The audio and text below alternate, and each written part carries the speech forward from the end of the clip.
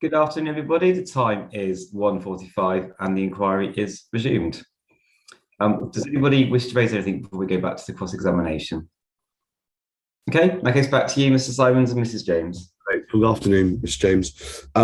Right, we're getting towards the bit of the cross-examination which deals with the weight that you give to specialist housing provision. We've looked already before lunch, the need for that housing provision, the extent of that need, and some of the benefits associated with it, healthcare and freeing up family homes. We're coming to how we weigh the provision of the extra care. Then we're going to turn to other things, alternative sites, the development plan, affordable housing. But just before we do, to recap on just one thing we did agree before lunch, we agreed about this, the distinction that the planning practice guidance makes between extra care on the one hand and care homes on the other. Do you remember? Yeah. We went through some of the research that's particular to extra care. Yes. And so we've got to be careful, don't we, when we're giving our evidence on this topic, not to mix these things up, because they may have different user profiles, but they've certainly got different research, different evidence base and guidance that pertains to each one. Right? Do you understand? We've got to take. Sorry, do you want me to keep saying agreeing with you? I'm so sorry. No, okay, yep, okay, sorry, I was just listening. It's tedious. I'm with you. It's part of this process. I need to record what you. Now, just to sort of see the way you deal with it, for example, your proof of evidence at section 3.18.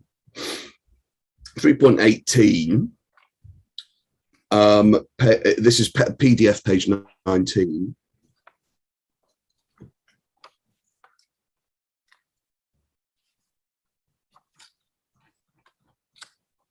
Now, sorry, 3.18. 18. Yeah. You referred to Dr. Keith, who we'll hear from today or tomorrow. You tell us that number of vacancies in residential care homes in Bottisham. Just pausing there, we should add, just to be absolutely clear about this, you and me are agreeing. We're talking about vacancies, but we're talking about vacancies of something different there, aren't we? Residential care homes. Yes, yeah, because that was the evidence at the time. Right, all right, we'll leave that, and that's fine. 3.19, the appellants have advanced the argument that self-funders are not represented within the care sector, and I would not disagree, you say. However, you'd question whether the accommodation provided by healthcare providers is attractive to the ageing population. This is in part borne out by, over the page, an unwillingness of providers to build out residential care facilities. You've been driving past a development, you say, called Millview. Yep. And there's some vacancies there, I think. Yes. Number of vacancies. Yeah. You 100% affordable? No, they're not 100%. They're for leasehold or for leasehold or for sale. Right. Okay. I'll ask Ms. Venables to comment on that. Well, no, I did phone them up to clarify that. They do have affordable housing as well. So their retirement village does have an element of affordable shared ownership, affordable rents, but they also have, and this is the specifics that I gleaned from them, the amount of vacancies within the units that were for sale or for leasehold. How many of the units are for market sale that those vacancies, that your vacancies? Well, we could, because I've put some useful tips here where you go into the website sales@domovohomes.co.uk or Millville, and then that gives you an up-to-date. You've done that. I'm trying to understand the reason I'm going down this. Okay, yeah. I think it's a bit of a waste of time. I'm trying to get to a position where we're comparing apples with apples. Yes. With something else. So we're trying to understand not care homes, not affordable extra care, because as we've agreed, most of the people who we've been talking about in terms of population growth within East Cambridge are over 65 won't qualify for these affordable products. Absolutely. I'm interested in private extra care and whether you've got any evidence to suggest that there's, I don't know, lots of vacancies, some vacancies, no vacancies, whatever, in respect of the thing that we're talking about at this inquiry. Well, I said, I think in paragraph 3.19, that out of the 70 flats on the development, there are only 45 occupied with 25 vacant. And these were the for sale properties. So the flats for sale would cost 367. Is it your evidence that of those 25 vacancies are all private extra care? Yeah, because there was a different department for the affordable element, and I think for shared ownership, it was you'd need a down payment of 180,000, which is quite a lot, isn't it? But and that would be the care package would be on top of that, I suppose, wouldn't it? And the service charge. Thank you for that. I'm going to ask Ms. Venables to comment on what you've just said when she comes to give her evidence tomorrow. Now, you assert at 3.24 of your proof of evidence. Yes. 3.24. You say that there's a degree of hesitancy shown by the ageing population. You see the second, so you accept demonstrable. Yes, yeah. And you say degree of hesitancy shown by the ageing population to take up residential care provision in the shape and form provided by residential care providers. Mm-hmm. Now, just to be clear about what you mean there, your degree of hesitancy, that's not a degree of hesitancy that relates to private extra care within your district. It relates to the, so let me just recap on what I've said. Let me make the question absolutely clear. Yes, and I need to make that. Yes, I need to make sure that I'm clear on what you're asking me. You do not put forward any evidence at all, I don't think, but you tell me of any quote unquote hesitancy, as you describe it, when it comes to the take up of private extra care within East Cambridgeshire.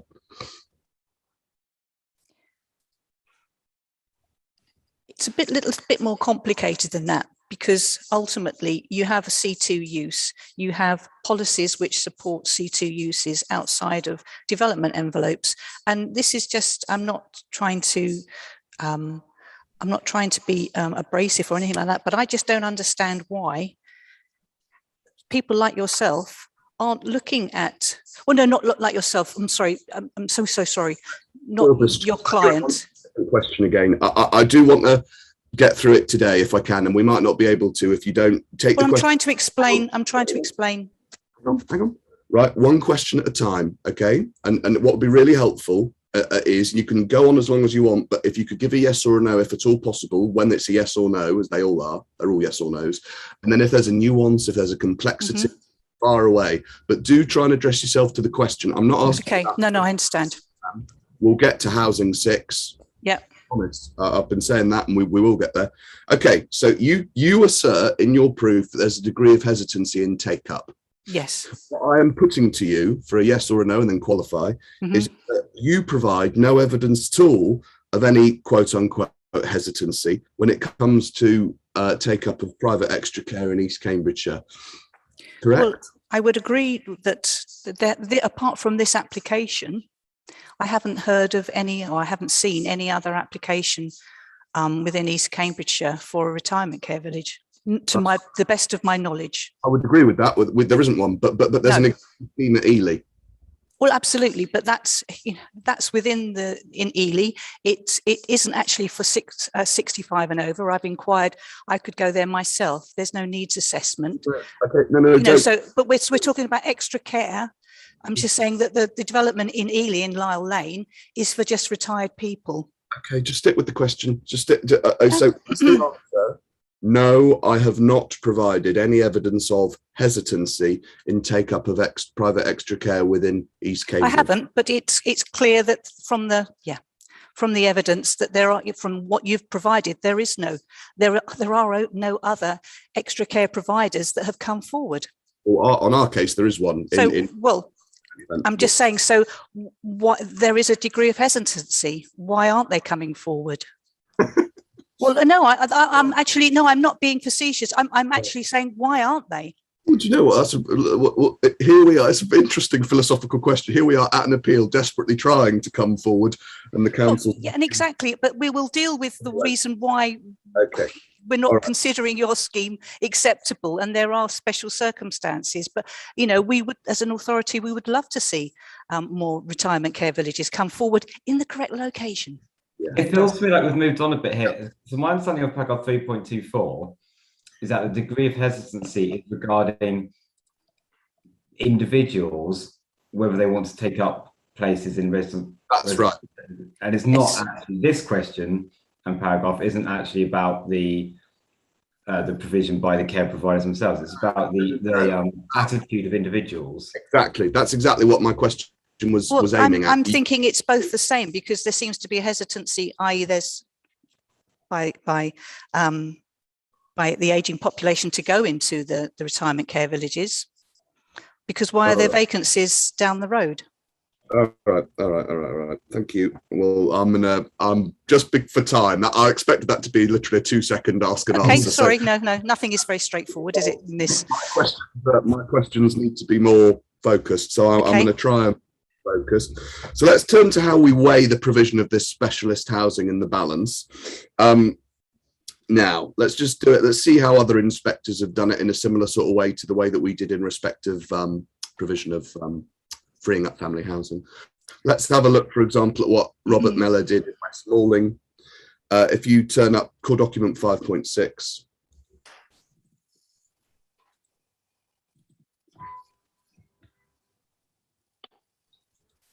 We've seen this page before that I'm taking you to, but core document 5.6, West Malling. Oh, is there a problem with the docs? No, I've got them. Oh, sorry, no, I have it. Sorry. Let's keep clipping away. So page 12 of the decision. We're in the overall conclusions.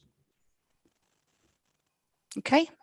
And do you see, we've had a look already at paragraph 64. In that case, significant weight, that was the one we looked at in terms of housing land supply in general, release of family homes and all the rest of it. Do you see? Yes, that yes. was weight in that case, no 5-year housing land supply.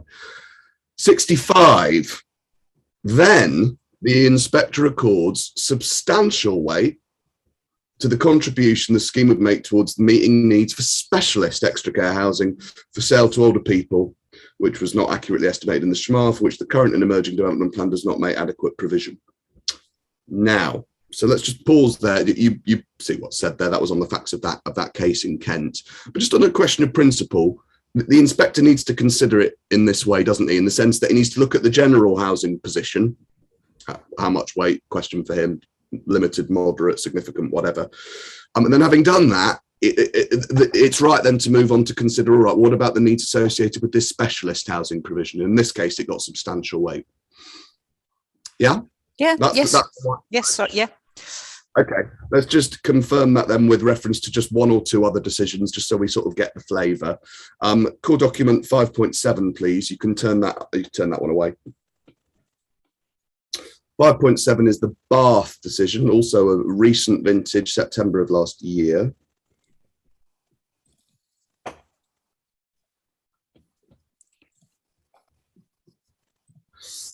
I know it well. Good. Oh, do you? Excellent. All right then. Now in the Bath decision, core document 5.7,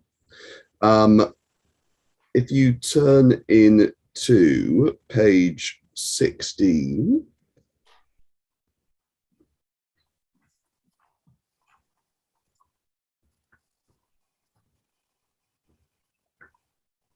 okay, 16. Yes, I'm with you. There's a paragraph 79. Yes. And there's discussion about housing land supply in general, 5-year housing land supply, etc., housing units being delivered within 5 years, etc. And do you see at the end of paragraph 79, the inspector ends up, in that case, attributing substantial weight to the delivery of homes. You see where I'm at? End of paragraph. Yes. I'm sorry. I'm just reading it through as well. So you must. Having done that, he then, from 80, 81 and 82, starts talking about weight to be attributed to the delivery of specialist accommodation And we end up at 82 saying reference to the PPG identifying that critical need that you and me looked at earlier on. Bearing this in mind, he says at the end of 82, as well as the established unmet need, I give this public benefit substantial weight. Do you see? Yes. We've got, again, this sort of, there's a similarity of approach in the sense, not about how much weight they get, although they both give substantial to extra care. But you see, they're dealing with housing needs in general, the delivery of new homes, a good thing, you know, in general. But then they also attribute a specific weighting as a benefit to the provision of a specialist housing to meet needs, extra care. All right, there's one more. And that is Christina Downs again in Hazelden's nursery, which is a decision from West Sussex. Core document 5.11. Core document 5.11.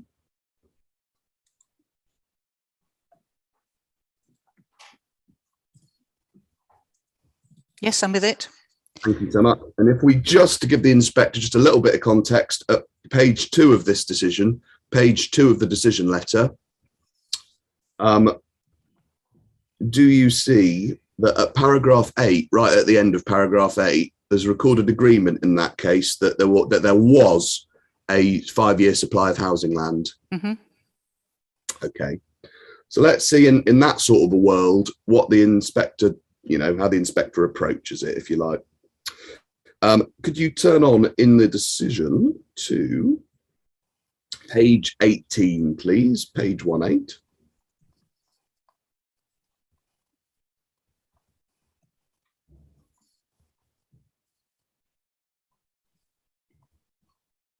Okay. But just for context, just so the inspector can locate where we are in the decision, a couple of pages before page 16, page 16, the inspector turns to benefits of the proposal. And she does that from page 16 onwards. And she tells us at 80, very helpfully, that she's using a scale of limited, significant and substantial as her sort of words. Do you see at page 16? Yes, sorry, I was just on 18. Yep. I just wanted to let you know where we were in the structure. Okay, yep. Turns then to the need for extra care housing on page 16 and goes through detail in considerable length. Yep. And turn back to page 18. She tells us at paragraph 91, towards the end of her analysis of all of this, that 6 or 7 lines down at 91, she says, whilst there's no national policy imperative to maintain a 5-year supply, do you see? Yes. Whilst there's no national policy imperative to maintain a 5-year supply of older persons housing, as is the case with housing generally, this nonetheless signals a significant residual unmet need regardless of tenure. She goes into the numbers in that case. We don't need need here. Then at 92, she says, whilst there's no requirement in national policy or guidance to specifically allocate sites for specialist housing for older people, which is the case. Planning practice guidance does indicate this may be excuse me. See, and we agree here there is an unmet need. Yes, but it also does say that there is no requirement in national policy or guidance to specifically allocate sites for specialist housing for older people. So but then read the rest of it. Yeah. Unmet need anyway. No. I'm trying to. I know you're rushing me through this, and I understand. But you're trying to get me to answer things, and I haven't actually, really read in detail the nuances that you are picking up. So do forgive me. No, and in all seriousness, I really do want you to read this stuff. So if you feel like you're being sort of ambushed or rushed, you need to tell me to stop, and we'll just wait until you've properly read whatever you want to read. So you let me know when you're ready, Miss James.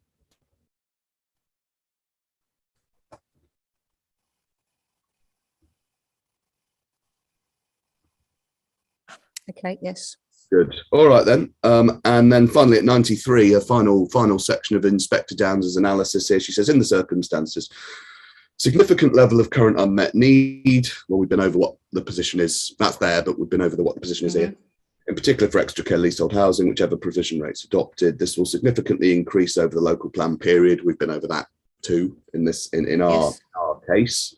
For all of these reasons, right at the end, I consider the provision of extra care units by the Appeal Development to be a matter of substantial weight. You see? Yeah. Now, Now, hang on. The question is, first thing, you recognise that she's reaching that weighting of substantial weight in circumstances where the local authority in that case had a 5-year housing land supply. Yes, I'm just, I've actually identified, well, you've read it out. You know, when we were asking earlier about where it had put that the inspector had put the council's Yes, there it is. There it is. Yes, so we found that. Yes. Yeah. Okay. Yeah. But that was the council's riposte. Oh, absolutely, absolutely.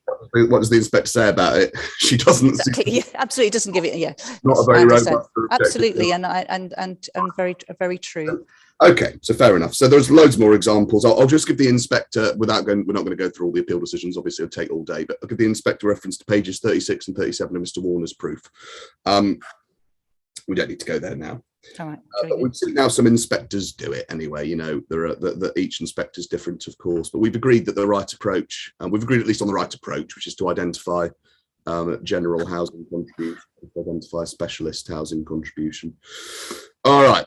That's them. But what about you? What do you do? Turn up your proof of evidence again. We've seen this paragraph already, but it's section 4 of your proof, paragraph 4.3. Yes. Now, you tell us that the delivery of housing, you give only limited weight. And you say, therefore, you give it a limited weight. So I think for the therefore, why do you give it limited weight? I think we look at the sentence before, I think, when the sentence before is the council benefits from a robust 5-year housing land supply, right? That's right. Yes, that's right. So that is, just to be clear about it, is that the only reason that you give it limited weight? And on the proviso which we were talking about earlier is that you know, we consider that C3 and C2 housing would fall within the same guise of housing. Okay, fine, whatever. Okay, fine. We don't challenge the appellant for the purposes of this appeal. As we've said, don't challenge the 5-year housing land supply, the overall 5-year housing land supply. I understand it is challenged elsewhere at the moment, but happily, not for us. Great news. But, help me with this. Even if there is a 5-year housing land supply, that relates to the minimum overall housing land supply position, doesn't it? It does not, something we talked about before lunch, tell us anything about the unmet needs for specialist forms of housing, does it? No. Your evidence accepts an acute need for our scheme because of the provision of specialist housing. There's an acute need for specialist housing of the sort that our scheme provides. Yeah. Are you expecting me? Yes, I'm so sorry. Yes, I don't know whether you're referring back to, and you're going to say something else. Do you want me to respond just yet, or you still? Well, I thought you did, but yeah, no, go on. No. I was just going to wait for you to finish. Otherwise, no, that was carry on. No, I've put to you, and you've agreed that the 5-year housing land supply doesn't tell us anything about the provision of specialist housing. No. Specialist housing, you've agreed with that, and you've also agreed that your evidence, we've been over a lot before lunch, accepts that there is an acute need for private extra. That's right. So pause there, and that was it. Absolutely, and all I was going to caveat that with is that because the council are expecting the growth areas to provide the C2 housing. Well, it might be, but there's no mechanism to actually. I mean, that might just be an expectation, but there's no. There is well, that's an aspiration for most councils that this type of housing is going to be delivered. I'm sure it's an aspiration, but you've got no applications, nothing in the housing delivery statement over the next 5 years, and no specific allocation policies for C2. So it's lovely to have aspirations, but well, it's an aspiration, but ultimately, it's very difficult for a council to. If it has the housing, well, if it has the policies to enable C2 care providers to come forward in the larger site allocations and within sort of the outside the development framework. Is it so hard? Is it so hard to have policies that say, you know, we need extra care there or there? Well, but ultimately, yes. But how many? As we've said, we haven't got any applications in, have we? So how would we make it easier? Okay. Now, listen, you've accepted that the... Before we move on, Mrs. James, the lighting's a bit odd. Oh, I'm so sorry. Shall I do a curtain? Sometimes you're too bright. Someone, the light is shining on me. Exactly. You're in a halo. I'm in the halo. Well, thank you, Mr. Simon. Now, we agree, because we've been over it lots today, that the need for private extra care is acute. Yes. But you do not reflect the acute scale of that need in the way that you give weighting to it as a benefit in the ballot. No, because I've reiterated, because there's an aspiration for it to be, we won't go over that, but okay. That's my view. Your approach to limited weight, because there's a 5-year housing land supply, which is what you explain, that approach is inconsistent with, say, the approach of Inspector Christina Downs, who found substantial weight should attract to the to the delivery of much needed extra care, even when there's a 5-year housing land supply. Well, yes, but I wasn't aware of that at the time of writing my proof. Now that you've seen it, does that affect your evidence? Well, it's a definite consideration that appeal inspectors are giving greater weight to these. However, ultimately, this is a planning judgment for our inspector to consider whether or not the weight that I've apportioned in my section 4 of my proof of evidence is the correct way. So if we put it this way, we've agreed that the right approach is to look at the general benefits associated with housing delivery. Yes. And also separately to look at the and to give weight to the benefits associated with the delivery of specialist housing. You do the first, you say limited weight, the delivery of housing, but you don't do the second. You don't give us any particular box in respect of the delivery of specialist housing for which there's an no. Right. And so again, your planning balance, it follows from what you've just said that your planning balance can't be relied on by the inspector, because do you see why? Because there's lots of things that you're telling the inspector to have regard to, like, for example, freeing up of family housing, provision of C2 specialist accommodation, etc. Those things you say to the inspector, have regard to this stuff, give it weight, but you do not yourself attribute weight to those things in your proof. You see? Yes, I do. Yes, you've made it very clear. Right. Okay. But I'm not missing it, am I? I mean, it's not me making it clear. No, it's very clear. It's very clear. You don't need to keep saying that. It's very clear, and it's up for the inspector to consider whether I'm going to stop. I've considered it. Fair enough. Economic benefits. While we're on the way that you deal with benefits, at 4.1, you say that the you say that the let's have a look. Temporary economics benefit. Temporary economic benefits to do with the construction process. Yeah. Yes. And therefore you give limited weight to them. No, it's temporary. Yes. Yeah, but that would be so if we were a sort of conventional housing scheme. Well, then I would still give limited weight to it because it is only temporary. But it's not. That's the point. Do you understand? We've been over what the scheme comprises. It's not just construction. There's a range of services and facilities associated with a retirement care village like this, as well as, let's just be clear, a load of permanent jobs that are going to be generated by our scheme for not just the care staff, but the people who run the shops and the facilities and all the rest of it. So tell me, where do you consider those broader permanent economic benefits that our scheme would bring? Well, I've touched upon it about impact on local economy. Oh yeah, sorry.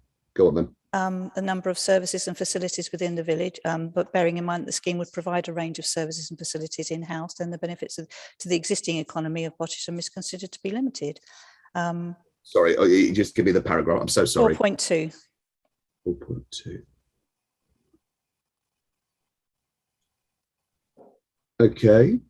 So you say limited, and why limited? Why is it that you? Well, I don't understand what the sort of logic is that gets you from describing all these services and facilities to a judgment that only limited weight should be attributed to them. Do you explain it?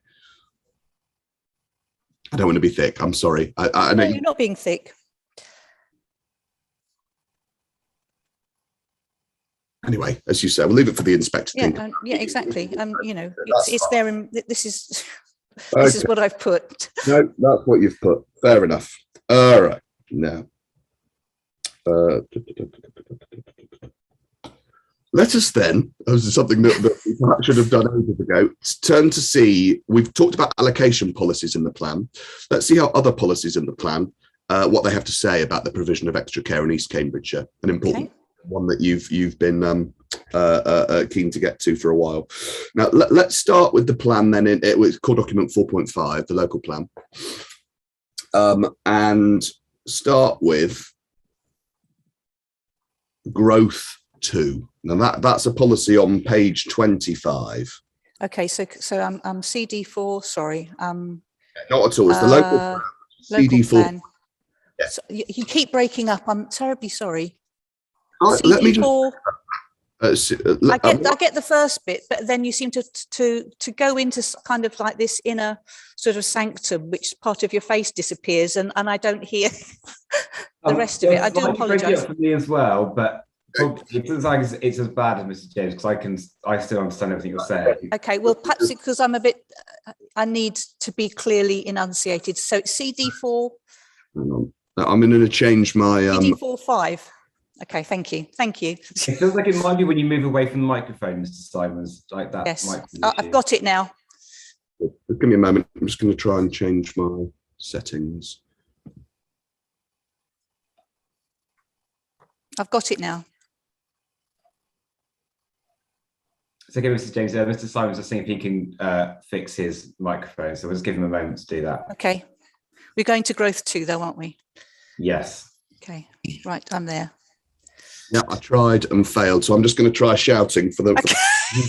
But we will. Don't worry. It's just only certain key. No. That's absolutely fine. Okay. So growth 2, Yes. page 25 of the plan, the locational strategy. I'm here. Now, this is the key policy. You will remember that the council's barrister said we infringe on page, it's paragraphs 11 and 12 of the opening statement, and it is said that it goes to the heart of the spatial strategy in the local plan, and that we're contrary to it. Therefore, that's a very That's right. Now let's have a look at it then. So first thing is, we're told majority of development will be focused on Ely, Soham and Littleport. Yes. And more limited development in the villages. Yes. The first thing about that language, and again, sorry to get all lawyerly about it, but I suppose that is the job once in a while. This is not a policy which precludes or seeks to preclude new schemes outside market towns. It tells us that most new development will be in the market towns, and that when development comes forward in villages, that's going to be more limited. Yes. Okay. Now, the 4th paragraph that starts outside defined, do you see? Yes. Outside defined development envelopes. Yes. Development will be strictly controlled, having regard to the need to protect countryside and setting of towns and villages. So that's something we'll be talking about next week. It'll be restricted to the main categories listed below, and may be permitted as an exception, providing no significant adverse impact on character and on character of the countryside, i.e. the thing that we'll be talking about next week. Yes. And then there's a number of potential exceptions to the set out in these bullet points.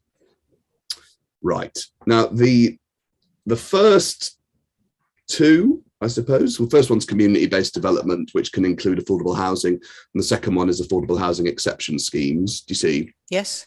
Just to be clear, so far as the affordable housing bit of our scheme is concerned, you've got no quibble, if you like, with their ability to be delivered outside settlement boundaries. Is that right? No quibble. No.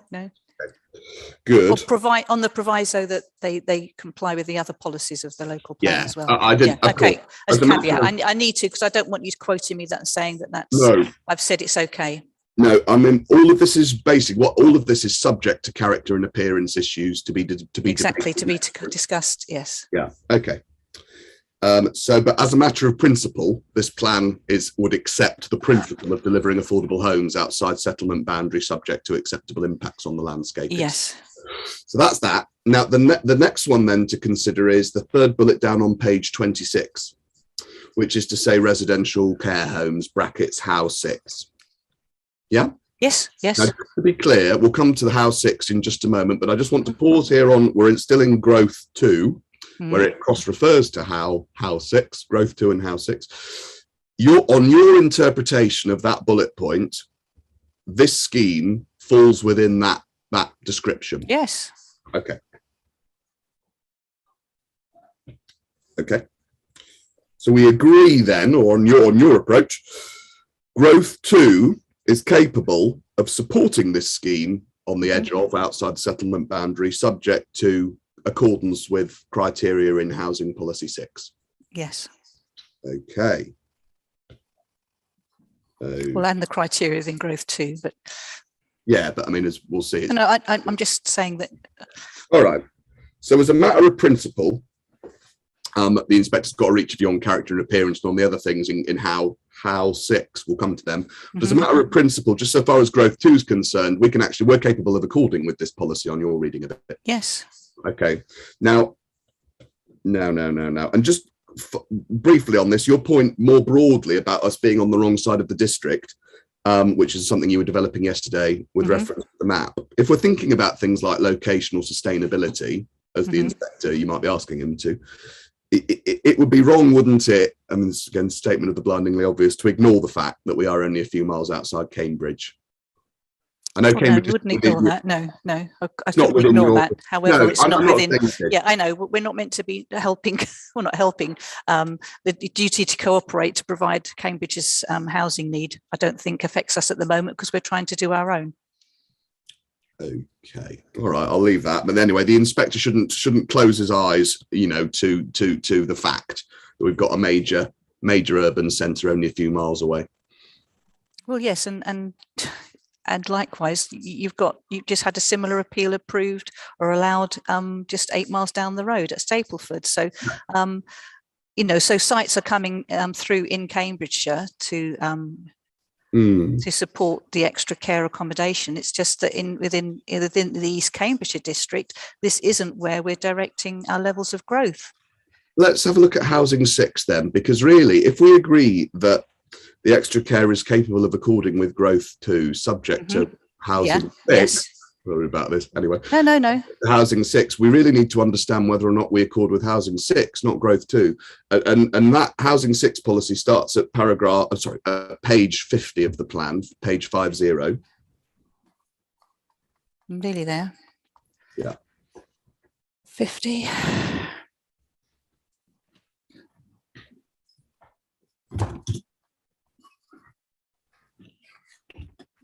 Okay, with you now.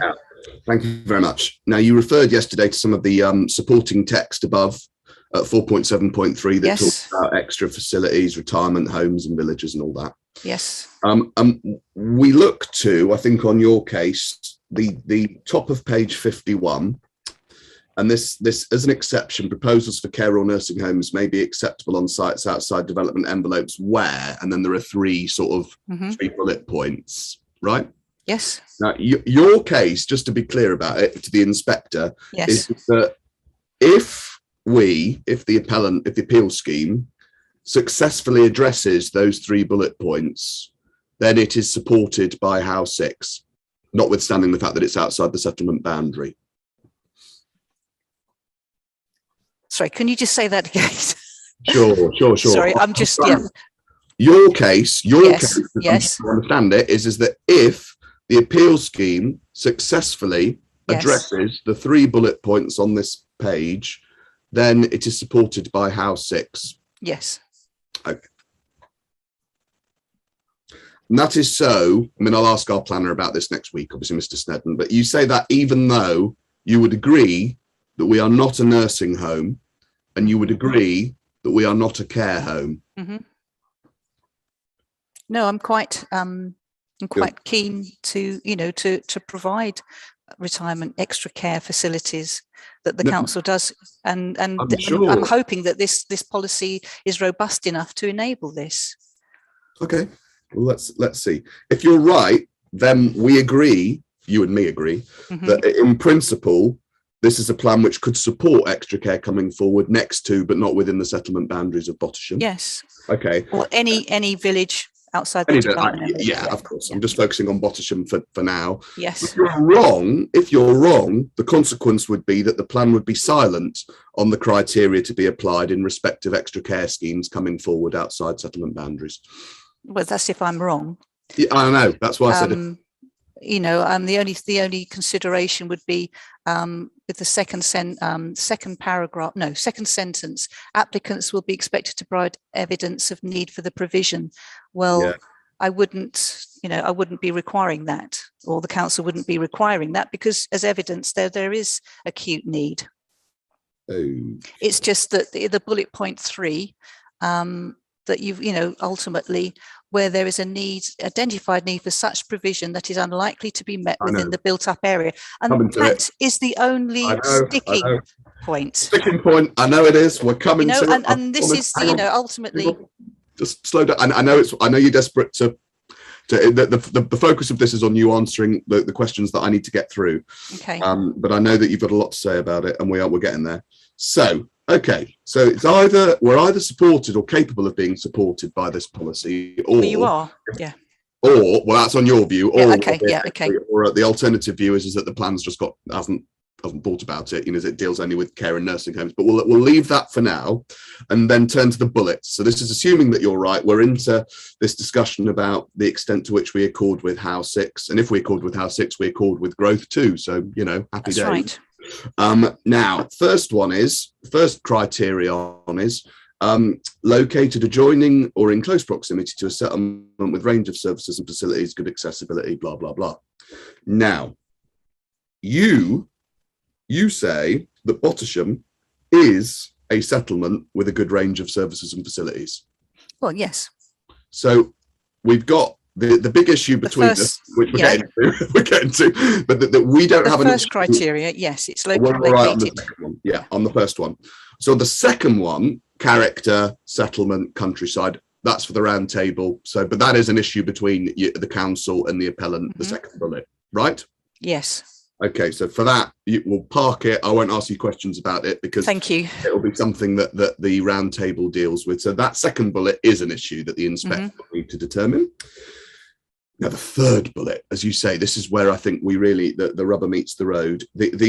So, third bullet, there is an identified need for such provision that's unlikely to be met within the built-up area. That's the bullet. Now, we agree, just to try and break this down for the inspector, that there is an identified need, as you've repeatedly said. So that bit, if you like, we can move on from that. What we are not in accordance over is whether or not that need is, quote, unlikely to be met within the built-up area, quote, right? Okay. That is because, this is me inferring, this is a question, you say, I think, that the need is likely to be met within the built-up area. That's your case. Okay. That's the whole of the crux of our locational strategy. Yeah. You say, just to be clear, so the inspector has to be absolutely clear. Absolutely. I thought I had been. No, you have been. You say that the need is likely to be met within the built-up area. Yes. Yeah. Even though we have agreed no applications in the system to meet the need, no specific allocation policies designed to meet the need, and no completions expected for extra care in East Cambridgeshire within the next 5 years. I would say yes, but I would caveat that with the fact that an alternative site assessment would give us the evidence to meet the bullet point 3. Okay. Now, as far as I'm aware, the application was submitted 2 years ago, but I know. All right. Okay. You're going to come. Let me ask you about that now. So let us then consider. So you've been very clear about what your case is. You say it's likely that the need will be met in the built-up area, and we've been over the sort of the evidence base that gives you, well, on which you rest that assertion. The inspector can reach his own view. Let us then turn to alternative sites. Now, the first thing that you were going into there, and it's something you said in your evidence in chief yesterday, that you've only seen an alternative sites assessment a month ago when proofs of evidence were exchanged. Do you remember? Yeah. Your council never asked for one, did it? Either at pre-application or post-application at any time up until the determination of the application. Well, no, that's not strictly true, because I had copious meetings with the appellants, and this information, I said it would help your case if you provided criteria for other sites that you've considered, and I was told that they hadn't. Let's break this down. I'm going to be clear about it, because I might need to call some specific evidence about it then. Okay. You pre-app, do you accept? I didn't do the pre-app. Right. Well, my This was instruction done by someone else.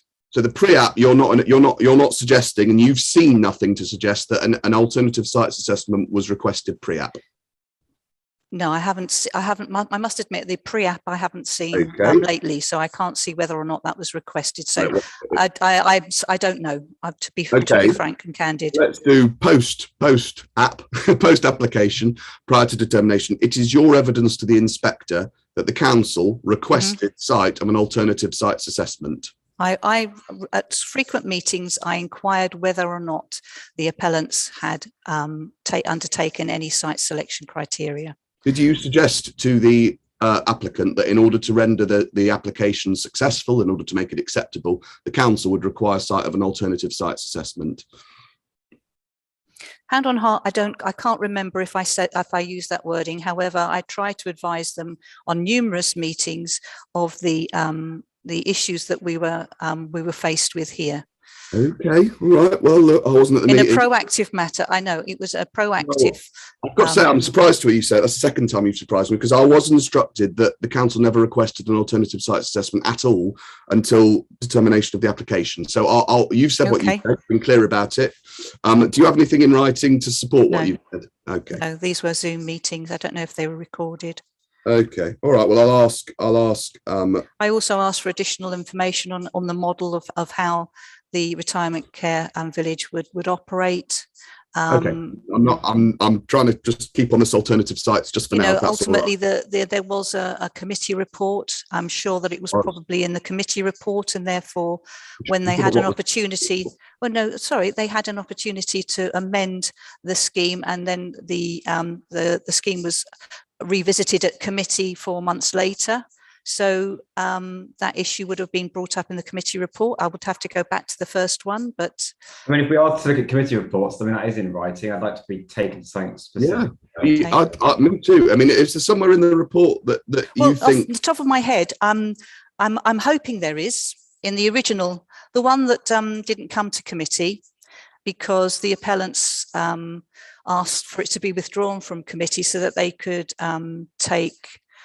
I think it's CD 3.1 is the. It's the initial one, CD 3.1. I think so. I mean, it might be this, as we said, you pick up Mr. Smythe as a re-examination. Why don't we do it that way rather than having you? Trawl through. What I'm after, I hope it's pretty straightforward, is a request for an alternative site assessment. Because the reason I'm asking is because if the there we go. Sorry, I went froze for a moment. If the appellant is to be criticised for not having supplied one, which seems to be what's happening, the appellant is being criticised for not having supplied one. It really only follows if we're being asked for one and we're saying, oh no, no, we're not going to do it. We're not showing you. So let's see. But I would state that the committee report was written. There were 4 reasons for refusal. Yeah. The applicants requested that the committee report was withdrawn so that they could go away and address the reasons for refusal. They came back with 2 reasons for refusal. I'm asking you that. I mean, no, I know, but I'm just saying that the applicants were given sufficient opportunity to address anything that was in my committee report referring to alternative sites. But okay, I mean, they're not mind readers, are they? If you'd said that it's an unacceptable situation without an alternative site assessment, then fine, I'll leave it. Well, yes, but like bullet point 3 says that there is an identified need for such provision that is unlikely to be met within the built-up areas. How would you normally prove that then? You've had the ASA now. Okay. You, the council, have had the ASA for a month. Mm-hmm. There's been no written rebuttal evidence to it at all. No. Now, the appellant's case is that there are no other identified sites in East Cambridgeshire to meet what we agree is an acute need, which are suitable, achievable, and available. That's just to summarise what the ASA is. That's the appellant's case. Now, I didn't know what the council would be saying about that until, well, yesterday. And apparently the council doesn't accept that for a few reasons. Apparently one of them is about the size filters, which were applied to Mr. Belcher's analysis. We'll hear about that from Mr. Belcher. I'm not going to ask you about it. But I suppose my question is, do you have any professional experience advising on appropriate sizes for retirement village schemes? I've just gone based on the evidence that Mr. Belcher has that wasn't the question. submitted. No, I know, but no, I don't have any experience. However, look, the function of my questions, it can only really be to test your evidence on behalf of the council. And then, you know, Mr. Smythe can ask questions of Mr. Belcher, and that's the way it goes. But so first on your general approach, and then what I'd like to do after your general approach is to just work with you through the 5 sites that seemed to emerge in your evidence in chief yesterday, which again, all was news to me, but that's fine. And, you know, the function of this process is to help the inspector with giving us full an account of the information. Now, so let's do your what the council says about this all important topic. Now, your proof of evidence then. Your proof, and it's in section 3. And it is page, right, it's not paginated, PDF page 22. I'm actually on a paper. What fine. Paragraph 3.27.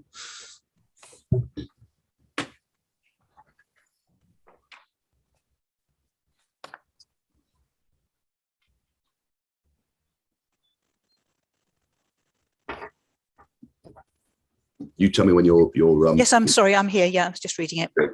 You say you would uphold the council's reasons for refusal. You would state that this type of accommodation can be accommodated elsewhere on land that's not in the Greenbelt, and as such, no very special circumstances have been advanced to change this view. You see? Yes. So let's just break that down. An important paragraph. You say as such there. We should, I think, read this. The inspector should read this as an important step in your evidence that there are no very special circumstances in this case. Yes. So, okay. So when you refer to this type of accommodation in the 3rd line down, this type of accommodation, you're meaning, I think, I mean, you tell me, the type of accommodation that's actually being applied for, which is to say private extra care. Mm-hmm. Okay. Yes. Retirement care village. Yes. Now, okay, so let's just think about this. A site, whatever site it is, will need, whatever they are, it'll need to have certain features in order to make it developable for a retirement care village.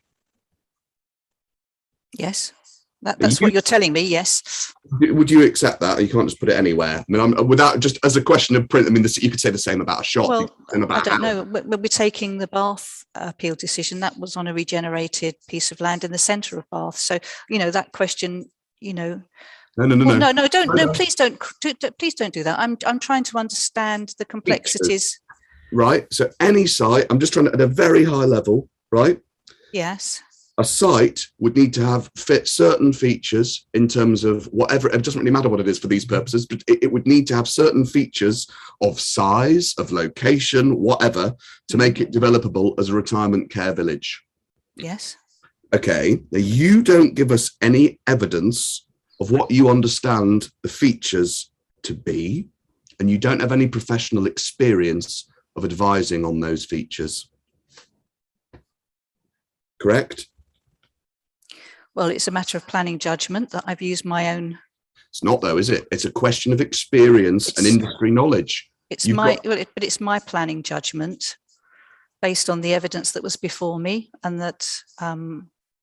Okay, fine. So it's your judgment, but you don't actually make a judgment. You don't give us any evidence on what you understand the features to be which make a site appropriate or inappropriate for the development of a retirement care village. But hang on, just yes or no, okay, and then no. Okay, no. All right. You say in this sentence here that it can be, or this type of accommodation, which is to say retirement care village, it can be, quote, accommodated elsewhere. Do you see? Yeah. Well, meaning that it's 8.48 hectares. Now, you don't tell us, you tell us it can be accommodated elsewhere outside the green belt. Yes. Now, you don't tell us how many non-green belt sites you've got in mind at this stage in your evidence, or indeed. But that isn't up to me to lead the No. applicant to a specific site, I'm afraid. It's not about leading us, it's about the inspector judging how much weight to give to your assertion that this type of accommodation can be accommodated elsewhere. That's your evidence, not mine. My evidence is based on the fact that it was 8.4 hectares, but 4 point something hectares were the amenity space, were the country park in front of it.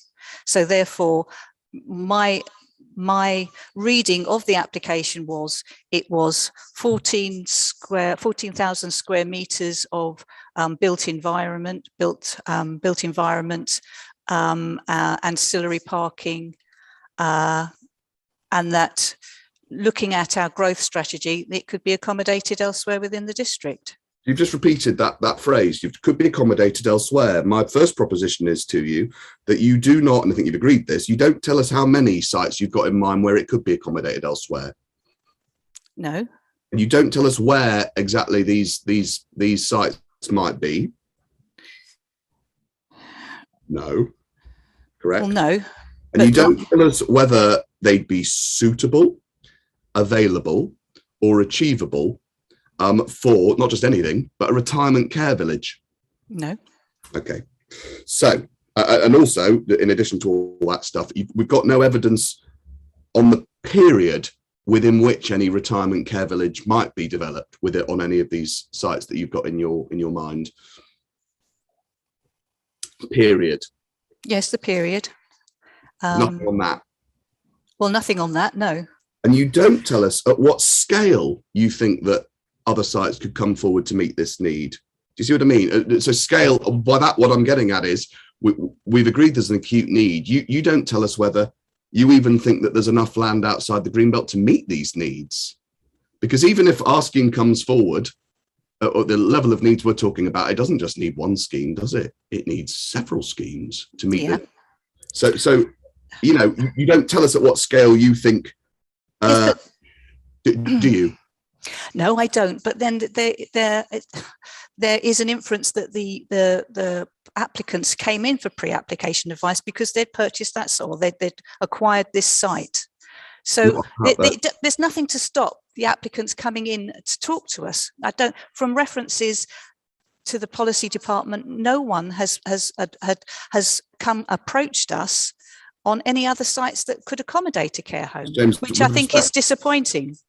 It's got nothing to do with any, with respect, it's got nothing to do with any of the things I'm asking you about. You say here, this is your evidence, not mine. No. It's not about people coming in to have meetings with you to get pre-app advice. Yeah, I understand that, yeah. Your view as a professional planner is apparently that this type of accommodation can be accommodated elsewhere. Yeah. But you have literally no evidence at all to support that contention that is site specific. No comment on that. I'm not sure that's one of the available options. It's an assertion, but it's not something that you back up with any site specific evidence. I think we can agree on that. Okay. Okay. So we'll leave it for the inspector to weigh what to do with that, absent any site-specific evidence. But another thing we can agree is that you've not considered in your proof whether or not, even if there were an alternative site outside the Greenbelt to accommodate our scheme, that would have the effect of meeting the acute need for extra care, or whether or not there'd still be more need. So you'd need more sites. You know what I mean? Yes, I understand that. Yes, I understand that. Okay. Right. Now, so that's what you do. So taking it back to House 6, which is where this is the jumping off point for this conversation. Yes. House 6, core document 4.5, page 51.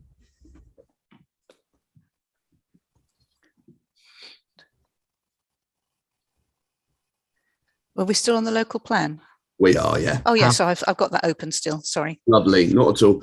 Now, do you remember? So it's the third bullet we were talking about, and it was that identified need tick. We've agreed for such provision that is unlikely to be met within the built-up area, and it was that particular sort of phrase that was the jumping-off point.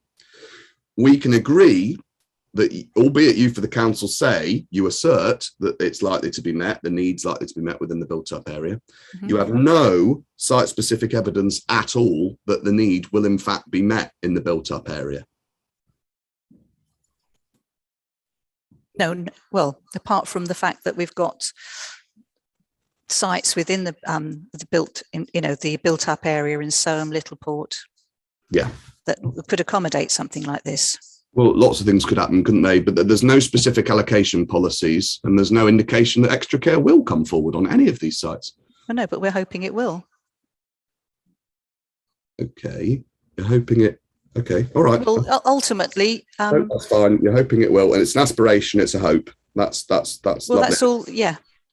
And does that then put you as a professional planner in a position to give evidence that that hope is likely to be realised? It's an aspiration of the council, and it's founded on the local plan. So as a planner, that's no, not the question. You've given evidence to the inspector that the need is likely to be met in built-up areas. Now, look, if you've got evidence for that, great. Fine. That's what the purpose of this inquiry is to. Now, you keep referring to hopes and aspirations of policies. I'll take you at your, fine, take that at face value. Let's assume that you're right, that is an aspiration of the council's policies. I'm not sure where it is, but anyway, you say it is. Okay. So do you really think you've got the evidence as a professional planner, as an independent planner? I know you're acting for the authority, but you're an independent planner. Say to this inspector, I've got the evidence, inspector, to give you the view that I think there's a need. Yes, it's an acute need, and it's likely to be met within the built-up area. Really? Like that? No. Okay, thank you.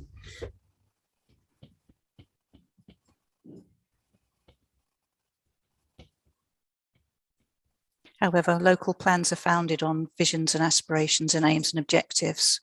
Well, next time around, it might be a good idea to suggest allocating some sites for extra care, but that's not for us to get into. It's for a whole nother exercise. Thank goodness. All right. Okay. Now, what I think I do need to do is to test with you your evidence on the sites that you did mention yesterday, because I know that the account has not done an alternative sites assessment, as it were, quote unquote, but there were some sites that bubbled up yesterday, and I think it was more a question of us being accused of not looking into them, if you like, rather than you putting them forward. Okay.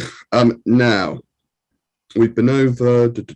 Okay, there were 5, I think, and I'll just read out what I think the 5 are, and the inspector can just take a quick note, and then we'll just go through each and just I think the first one was Clare House in Dullingham. Yes. The second one was the Station Gateway, Angel Drove in Ely. Yes. Clare House, Dullingham, Angel Drove, Ely, and then the next 3 were Soham allocations 1, 3, and 6. So Soham allocations, and they were put in the. They were in the ASA. Yeah, right. We'll come to them all. Yeah, but sorry. Okay. No, don't worry. Soham 1 is called Brook Street. Soham 2 is called Eastern Gateway, and Soham 6 is called Black. I just can't read my own writing. Blackberry Lane. Blackberry Lane. Yes. Yeah. Okay, so those are the 5 that bubbled up yesterday. Yes. Let's do each one. So Clare House, Dullingham. Clare House, Dullingham. Okay. First thing to say about that one is that, and I think you've accepted this. There's an existing consent on this site for C3. It is dealt with. Let me just, maybe you hadn't seen it. I'm not sure. If you take out the alternative sites assessment, which is right, I might give you a core doc reference. Hang on. Yes, so it's core document 9.5 is the evidence of Mr. Belcher, and then if you turn in the PDF, have you got that hard copy? Or I've got the hard copy actually. Yeah. Yes, is it page 23 of 45? Yeah, exactly right. So so just for the inspector's benefit, the first 14 pages of it are all proof. Yeah. And then we go after the proof. The first appendix is actually the alternative sites assessment. That's right. Yes. Say, Mrs. James, it's got 45 pages. So just if we just make sure we're all in the right place, and then if we could turn, when you do get there, it sounds like you're ahead of me. It's page let's see, page 23 of 45. So there we are. And there we see 23, hang on, 23 of 45. This is under the heading Identified Sites in East Cambridgeshire, which is the previous page. And it says it's under the sites with outlined C3 there we planning are, permission. yeah, that's it, second one down. Okay, so let's just pause there. So I think it was suggested yesterday, that we just missed this one. We haven't, have we? There it is. Well, no, it hasn't been missed. However, the site area is wrong. According to the application that we're quoting, the site area was 5.67 hectares. And on that basis, you've put 2.8 because you considered it was a split site. And the largest element is approximately 2.8. Do you see on the text? The largest element, what does that mean?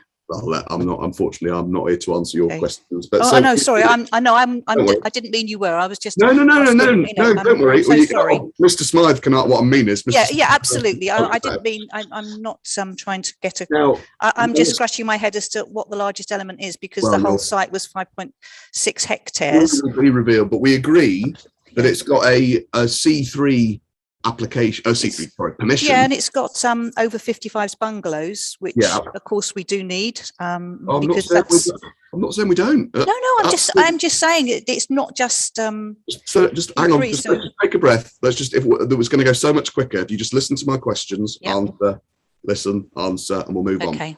You're right. Bungalows much needed, but the whole point is that if you're going to put bungalows on it, you can't also take the same site and put a retirement care village on it. You see, it's not available for our scheme because it's got permission for something else.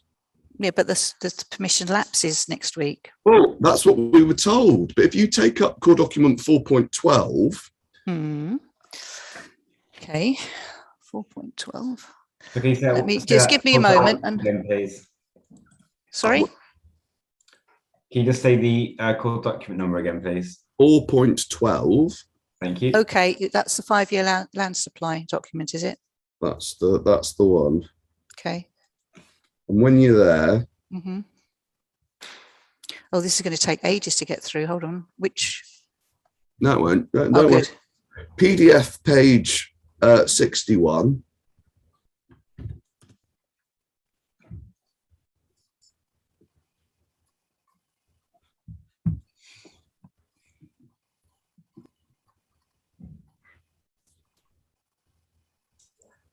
Now. Yeah, because I can't. For some reason, it's not showing me. No, there's okay. Well, I'll let you. Sorry, I've got the expert here. Oh yes, yeah, I can see. Sorry, it's up in the top left-hand corner. I do apologise. It's all right. Okay. Now. Do you see on PDF page 61, right at the bottom there, Clare House Stable, Collingham?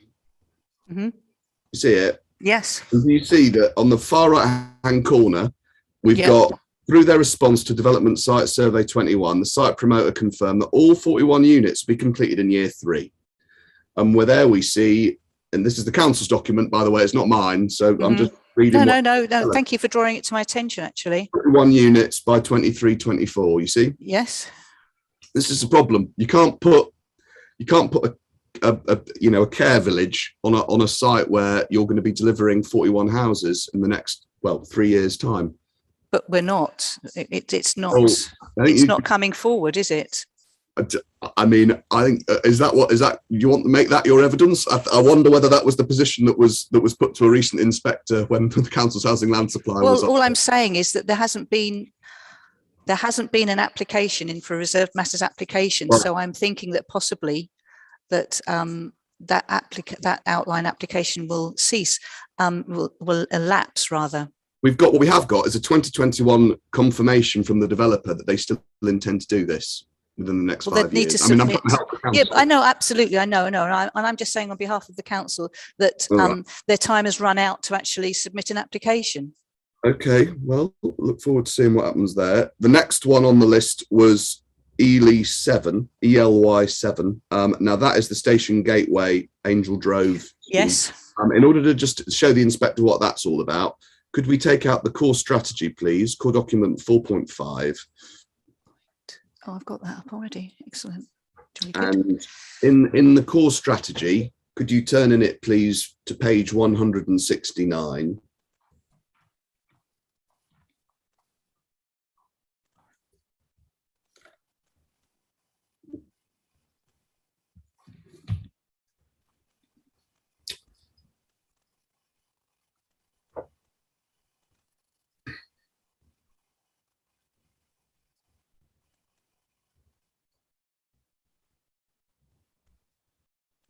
I'm nearly there. Take your time. 169. Okay. All right. Now, this is the scheme, well, this is the allocation, lots of things in it, including 32,000, almost 33,000 square meters of employment, public transport interchange, 400 to 630 residential units. And then we've been over this one, so I'll just leave it that your position is that residential units is capable of supporting. Be acceptable, yeah. And we've taken you to and re-refer the inspector to paragraph 67. Yeah. I'm just for the inspector's note. That's all what I'm saying. Yes. Sorry, I thought you wanted me to agree with you. No, don't worry. Yes. Just paragraph 67 of the inspector's note. We can agree, I suppose, just looking at this policy one way or the other. I think we can agree there's no express support for private extra care. It's not. I can't see it within the policy. No. No.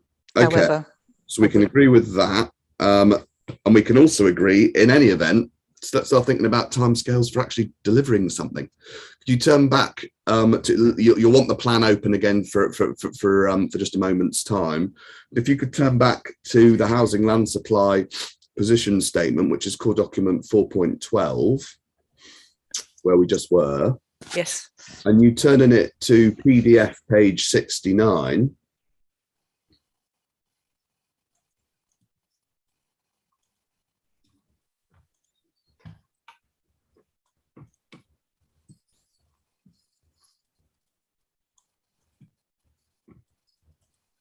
Okay. You see ELY 7, it's the, well, Yes, Station Gateway one mixed down. use. Look on the far right hand side, sites allocated in the plan. It's estimated that the site will be delivered beyond the 5-year period, as development will involve relocation of existing uses and the regeneration of the Station Gateway area. Do you see that? Yes, yeah. So we've got numbers coming forward, again, the council's case, not ours, numbers coming forward from 2027, 28 and onwards. Yeah. So even if you are right that this is a scheme where private extra care is would be accepted, we're not accepting that, but let's assume that's right. It's still not actually going to meet any needs for at least 5 years. Well, whatever that is, 5 years plus.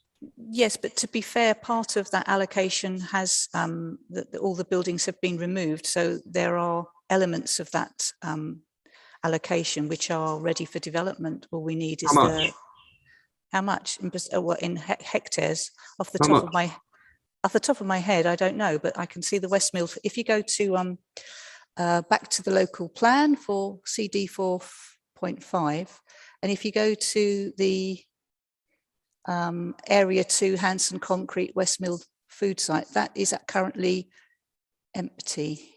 Would that be an appropriate spot in your view for well, it's right next to what I think it's right next to a country wildlife park.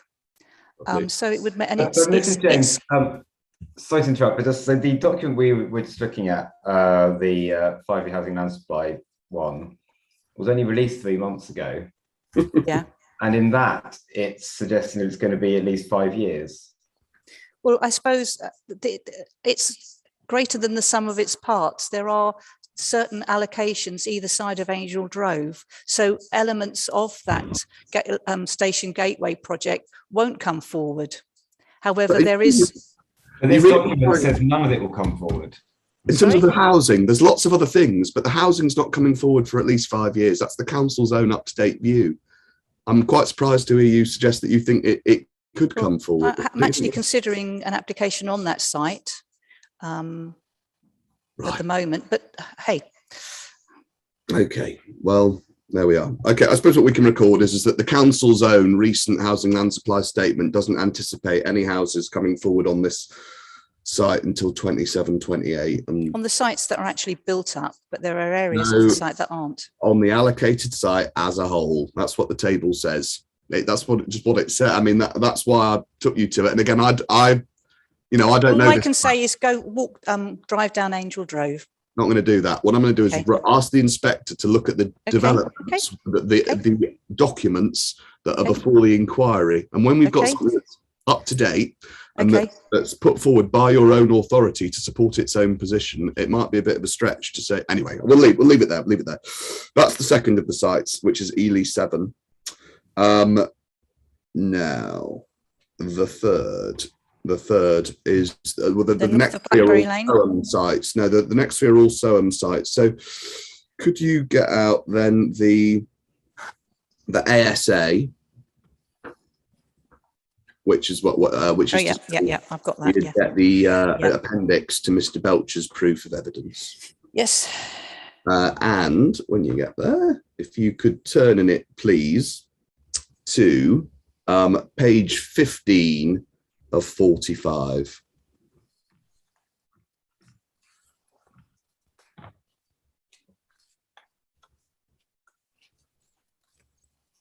I'm there.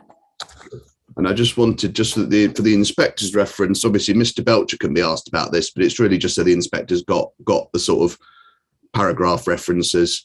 Brook Street, Soham is touched on at 8.20. Do you see?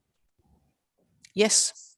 That's that. That's SOH1. And again, just for the inspector's note, I'll just give you, Inspector, while we're doing this, the reference in the actual plan itself to where you'll find SOH1. SOH1, if my computer doesn't let me down, is Brook Street, which is page 258 of the local plan, just for your note, Inspector. So that's SOH1. And again, just on SOH1, Mrs. James, I mean, we're going to be repeating ourselves now, but there's no express support in SOH1 for C2 development, is there? Well, other than that, we would class C3 or C2 within the C3 use class, because. Well, we've been over that. I know. Well, we've been over that. So what you just asked me. No, but my question was quite specific and clear, and you answer it. There's no express support for C2 provision in SOH1, and to which the answer is no, there isn't. No, but we would expect a mix of housing. Yeah, but and we've been over this also in the housing land supply statement, when it comes to setting out those schemes which are coming forward over the next 5 years, this council doesn't treat them all as one big, mix. It disaggregates dwellings which are coming forward through allocations in the development plan, just like Soham 1, from C2. Remember? Yeah. All right. Okay. Well, the same goes for Soham 3. So I'm not going to it will just same questions, same answers. Soham 3 is the Eastern Gateway area. I'll just try and give the inspector a note for where it is. It's page 263. 263 in the plan is Soham 3, and that's the reference in the local plan, page 263. But it's also 8.23 as you say, Inspector, in the ASA. And then that's those two. And then the last one is Blackberry Lane. And I'll just quickly, before I turn to the ASA, I'll just give the inspector the page reference in the local plan. Blackberry Lane is Soham 6, which is on page 268 of the local plan, which is up to 100 dwellings, housing allocation, page 268. And that one is considered on page 14. Hang on, let me make sure I've got this right. Yeah, page 14 of the ASA. That's actually page 18 of 45 in the pagination and in the middle of the bottom page. I'm sorry, I'm trying to keep up. Page 14, did you say? Page 18 of 40. Oh, page 18. Okay. Sorry. Yeah. No. So we've got that. There's the Blackberry Lane site on in the ASA. Yep. Got it. Page 18 of 45. The comments right at the bottom are that it'd be suitable for a care village development. There's no evidence of availability, and it's understood to be a split ownership between two parties. You see where I'm reading from? This is under the heading comments at the bottom. Yes. You see where I'm at? Yeah. Good. Can I just can you just direct me to the local plan where just for quickness? Of course I can. Yeah. Of course. One moment. So in the local plan, What it's page page is that? 268. Okay, thank you. 268.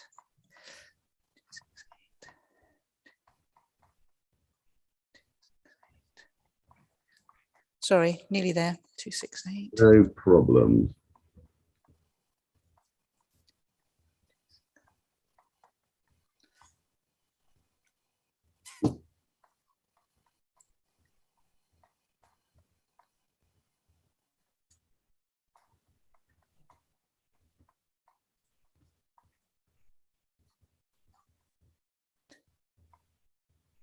Nearly there.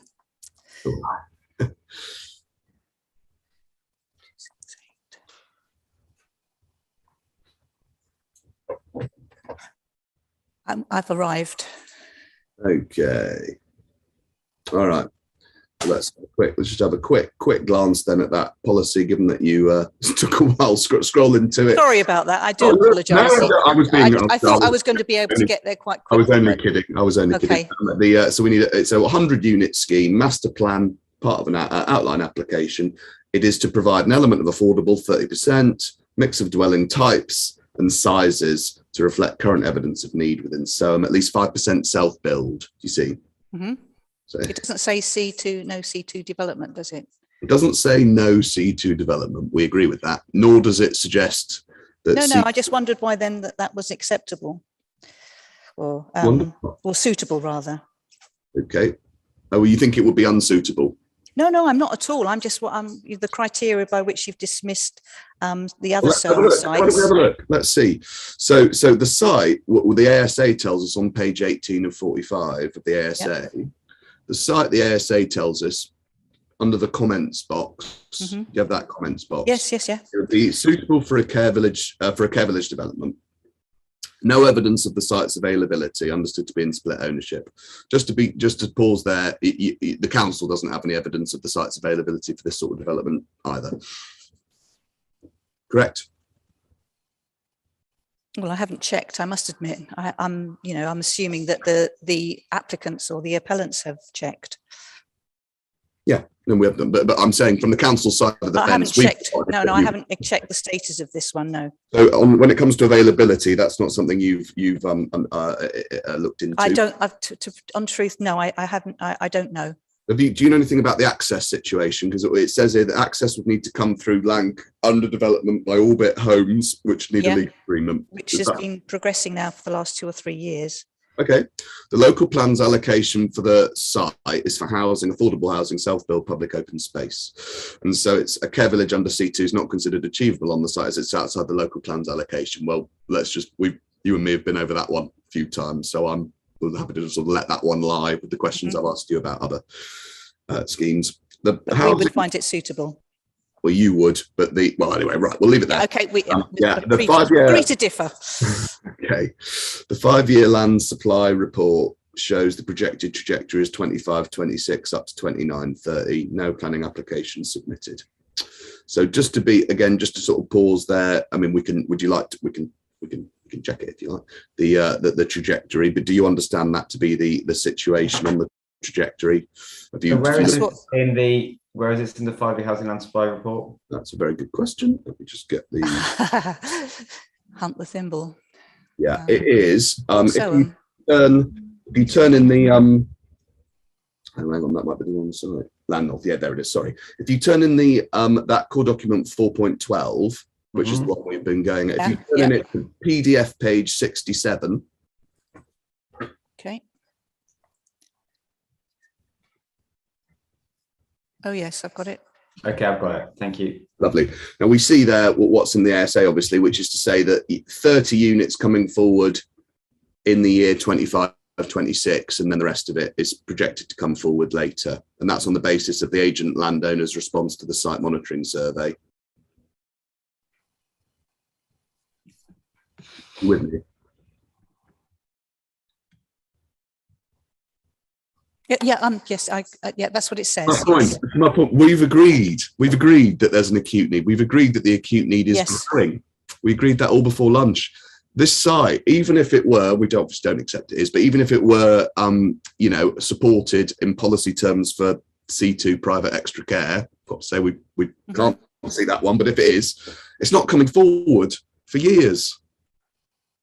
Yes, but ultimately, this site might not come forward for years. No, I agree. It might not.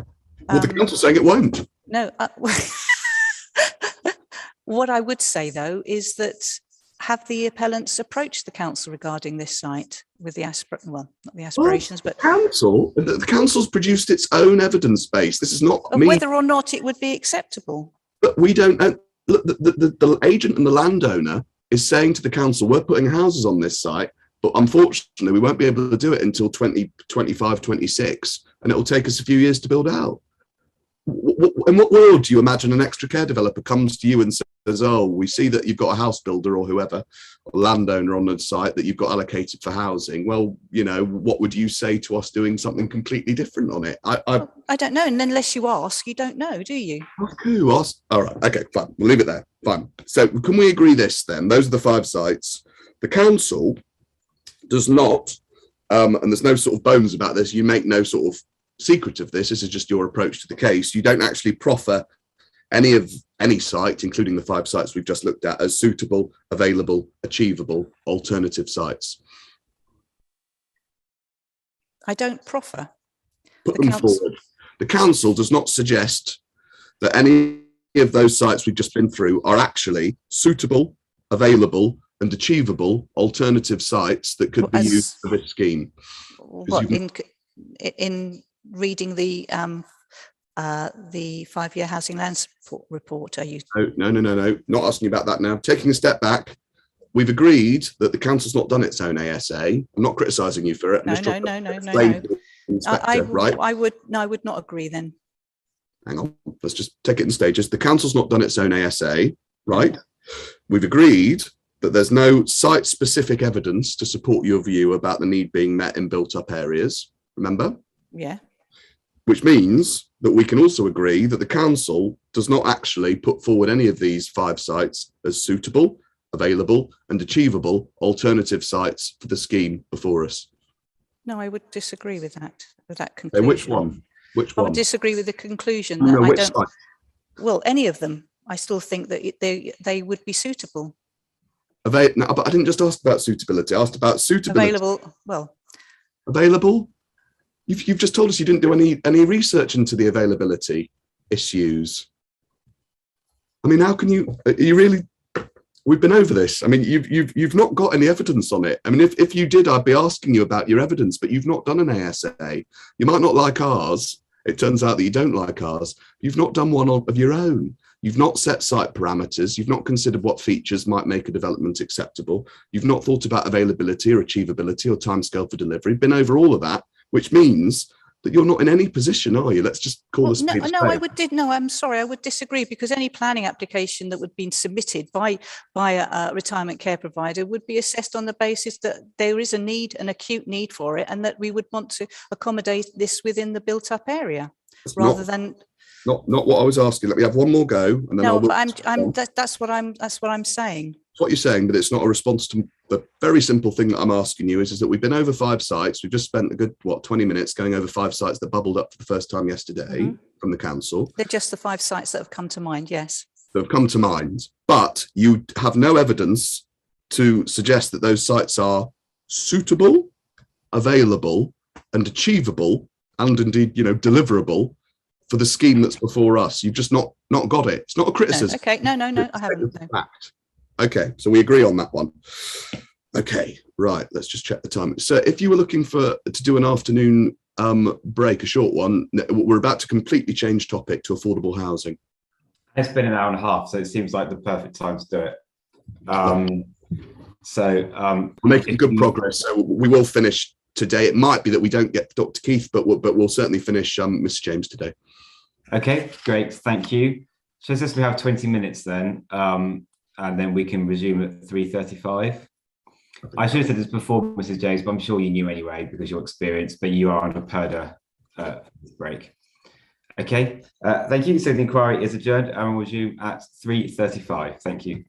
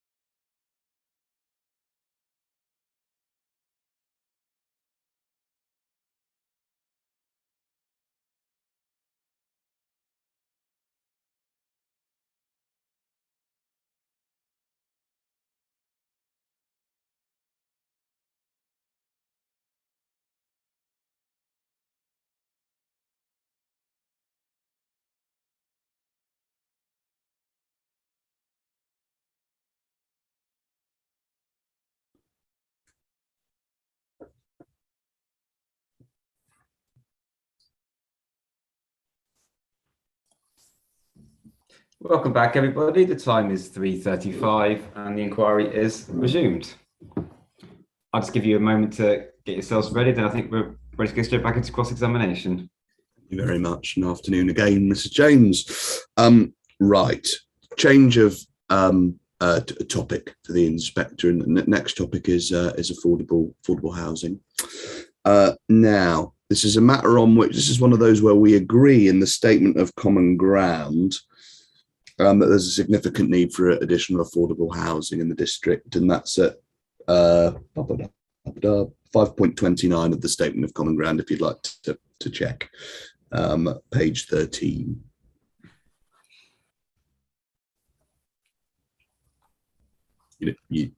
Oh, wait a minute. No, sure. I said I'm there. Good stuff. Yeah, the heading affordable housing, significant need. Do you see? For Yes, yeah. housing, and that we got the support of the council's housing team as it'll meet. Yes, yeah. All right. Okay, that's our starting point, which is agreed. Let's see if we can help the inspector with trying to unpick that a little bit. So, all right, we're told significant need. Okay, good start. But how much of a need are we really talking about? Now, in order to sort of get our fingers under the skin of that question, could we start with the SHMA, which is the 2013 SHMA, which is core document 4.7.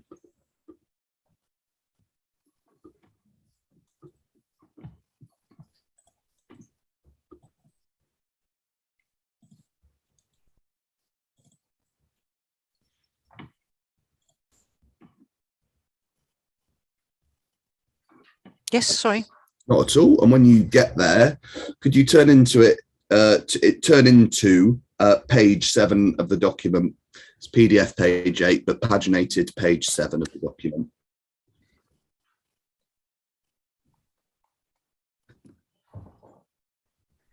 Yep. Do you see that table headed affordable housing need? Yes. Compared to projected affordable housing supply. Is that the one? No. That's the one. No, exactly that. We have need, total need, the current and newly arising, in column A, and then we've got affordable housing supply projected excluding new build, and then we've got need minus supply in the third column for each of the relevant authority areas. Mm-hmm. And the overall figure there is for East Cams is the second one down, which is 3,517. 517, yeah. That is over a period of 2011 to 2031, which is, I think, I'll just tell you, we can correct this in re-examination if I've got the maths wrong. I think what that adds up to is 176 homes a year, and over the first 10 years of that period, what we're after is a need of 1,760, which is half of 3,517. Okay. You with me so far? I am. If I've got the maths wrong, as I say, I'll be corrected, but I think that's what it is, 176 homes a year, and that times 10 for the first 10 years of the period. Right, that's that. Why don't we see how things have been going? In order to do that, could you turn to core document 4.16, please? 4.16, which is the AMR of December 2021.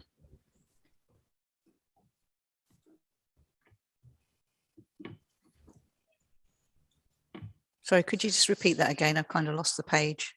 4.16 is the AMR of December 2021. 4.16, okay. Okay. All right. Now, if you turn into the AMR to page 12.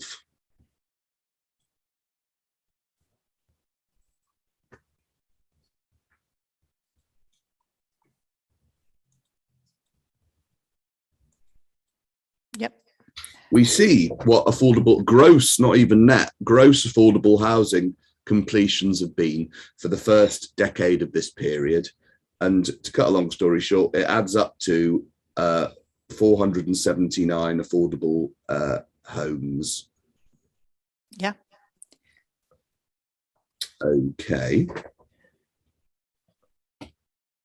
So the need for the first 10 years of the plan period was 1,760. The delivery has been 1,479. So we're talking about a shortfall in delivery.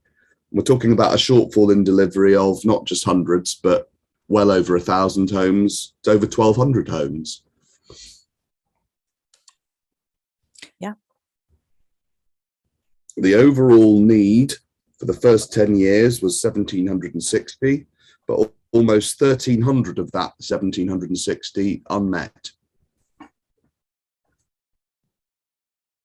It's not been a sort of blinding success story, to put it mildly. The council's delivery of affordable homes. Obviously, a few years ago, district wide, there was delivery of 11 affordable homes in all of East Cambridgeshire in the year 2016-17, and 14 in 2012-13. Anyway, righto. So this is an acute shortfall, isn't it? Yeah, it appears so. All right.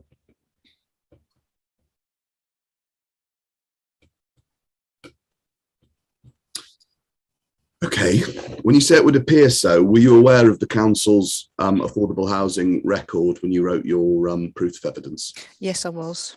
Okay, so we agree that looking at those numbers, the inspector would be right to record it as an acute shortfall. Now, look, these are, we can agree, can't we? These are very important needs. Yes. Yes, yeah.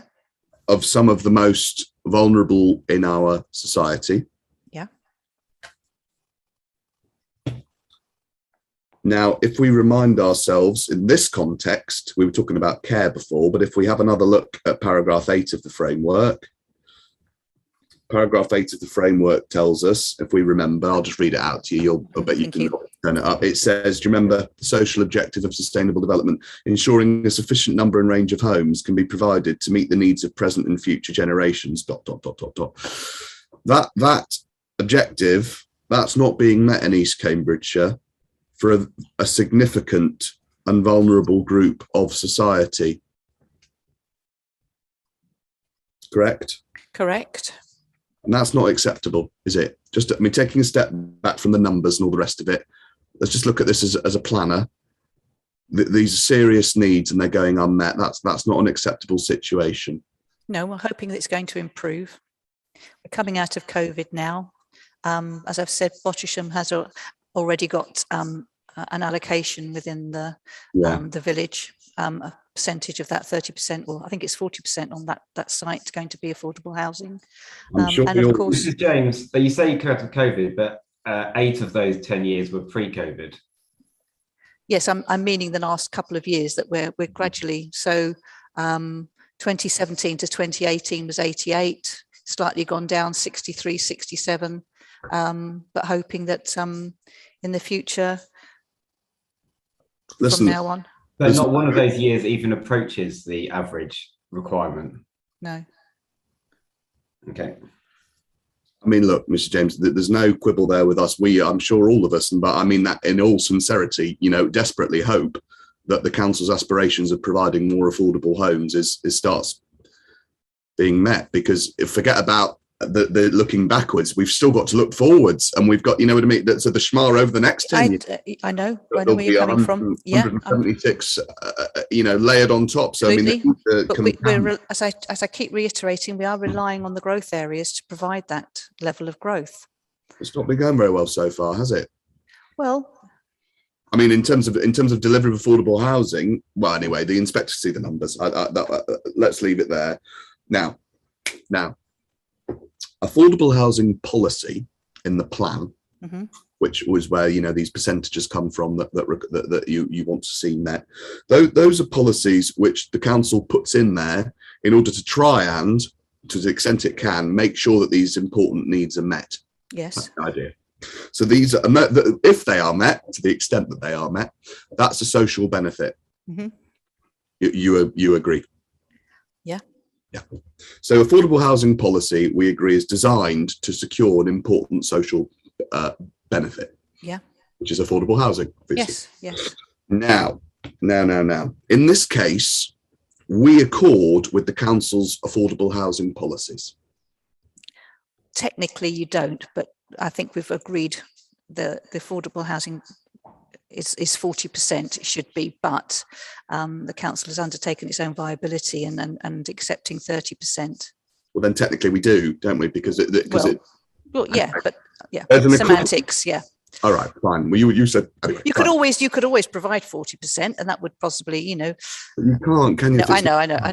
Let's just take it in stages. You accept on the council raises no challenge that we fail measured against any of the council's affordable housing policies. We deliver what the policy expects, which is to say so much as we viably can. You've got, I hope this isn't a difficult question. You've got there's no objection on how 3, which is the affordable housing. That's right. All right, fine. So we accord with that policy. And the reason that we accord with it is because we are delivering affordable housing, which is an important social benefit. Yeah. Right. Now, I know this all might sound a bit sort of noddy. No, I know. I'm following you. Here's the question then. There's no logic in somehow reducing the weight to be attributed to that benefit because we're according with the policy. The point of the policy is to deliver the benefit. You don't reduce the weight to the benefit just because you're according with the policy. Do you see what I mean?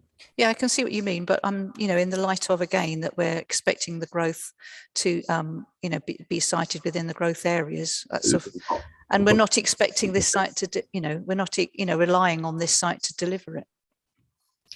Okay, I mean, that again, yes, an answer you've given a few times, but again, with respect, different topic, different area.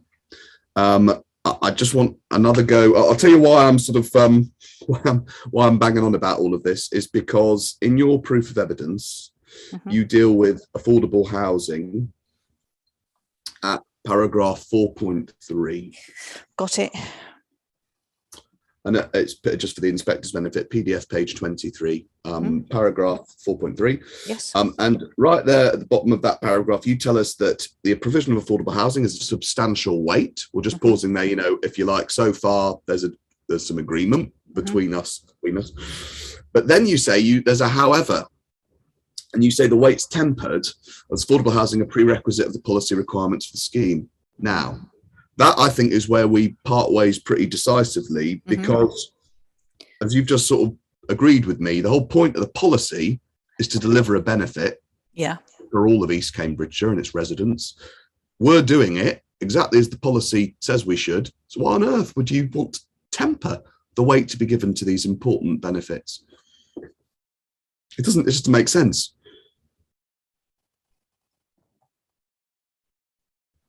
That's a question. I mean, do you think? Yes, I know. I'm just mulling it over.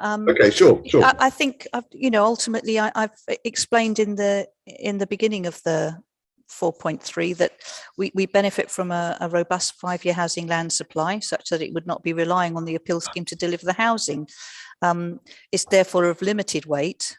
The provision of affordable housing is also substantial weight. However, in view of our delivery mechanism, it's been tempered to yeah, no, I know you. This is James. Oh, sorry. No, go on, Inspector, please. So you said in the same sentence, you've given 2 contradictory answers. You said you afford it substantial weight, but then you say that weight should be tempered or lessened. So I think what I need to understand is, do you think it should be lessened? And if you do, what would be the weight you would give to it? Okay, let me think. Limited. You haven't explicitly said substantial. Yeah, just because, yes, substantial, but ultimately tempered it to limited weight. What? Sorry, you're giving it limited weight? Yeah, in the planning balance. Yeah. Have you just sort of reached that view just now on the spot? No, it's here. Where? Substantial weight. The delivery housing is therefore of limited weight. Hang on, sorry. I thought you meant that for general housing, not for affordable housing. Are you sure that's your position? Obviously, it's for you to say, but is that really what are you accepting there's an acute need for affordable housing in this district? You raise no quibbles on the sustainability of our location, and you accept that the affordable housing is capable of according with the statutory development plan, which encourages on the basis, as I've explained, and the basis that our location strategy is focusing all development within the north of the district. I am placing that, limited weight on the affordable housing, because well, ultimately. You've written there, Mrs. James. I think you said that about in your proof. I think you said that about the market was limited, and then you said, unless I'm misreading it, that's what I'd read it. No, absolutely. Affordable was substantial, albeit tempered. I mean, if you wish to change, of course you can change, but you need to explain why, and we need to be clear what your final position is. Sorry, can we just go over that? So in the proof of evidence, I've said the provision of affordable housing is of substantial weight. However, this weight is tempered as affordable housing is a prerequisite of the policy requirements for the development. Yes. Yeah. So I would say now. What is your ultimate conclusion on weight on affordable housing? My ultimate, I haven't put it. So what is it? You haven't put it. All right. So tell us now. Okay, I would, in view of the foregoing conversation, I would say it was moderate now. Moderate. Why is that then? Well, I mean, I'm serious. I'm a bit floored by this exchange, because you've accepted that there's an acute need.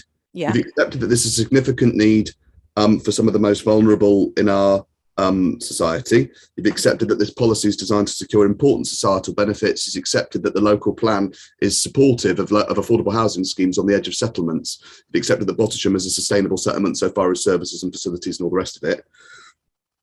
We tick all of these boxes, and we agree that we're meeting an acute need for affordable homes. So, again, sort of with respect, how on earth can you only give moderate down from substantial all the way to moderate to the provision of a significant quantum of affordable homes? I've just explained that we're concentrating the level of growth within the growth areas.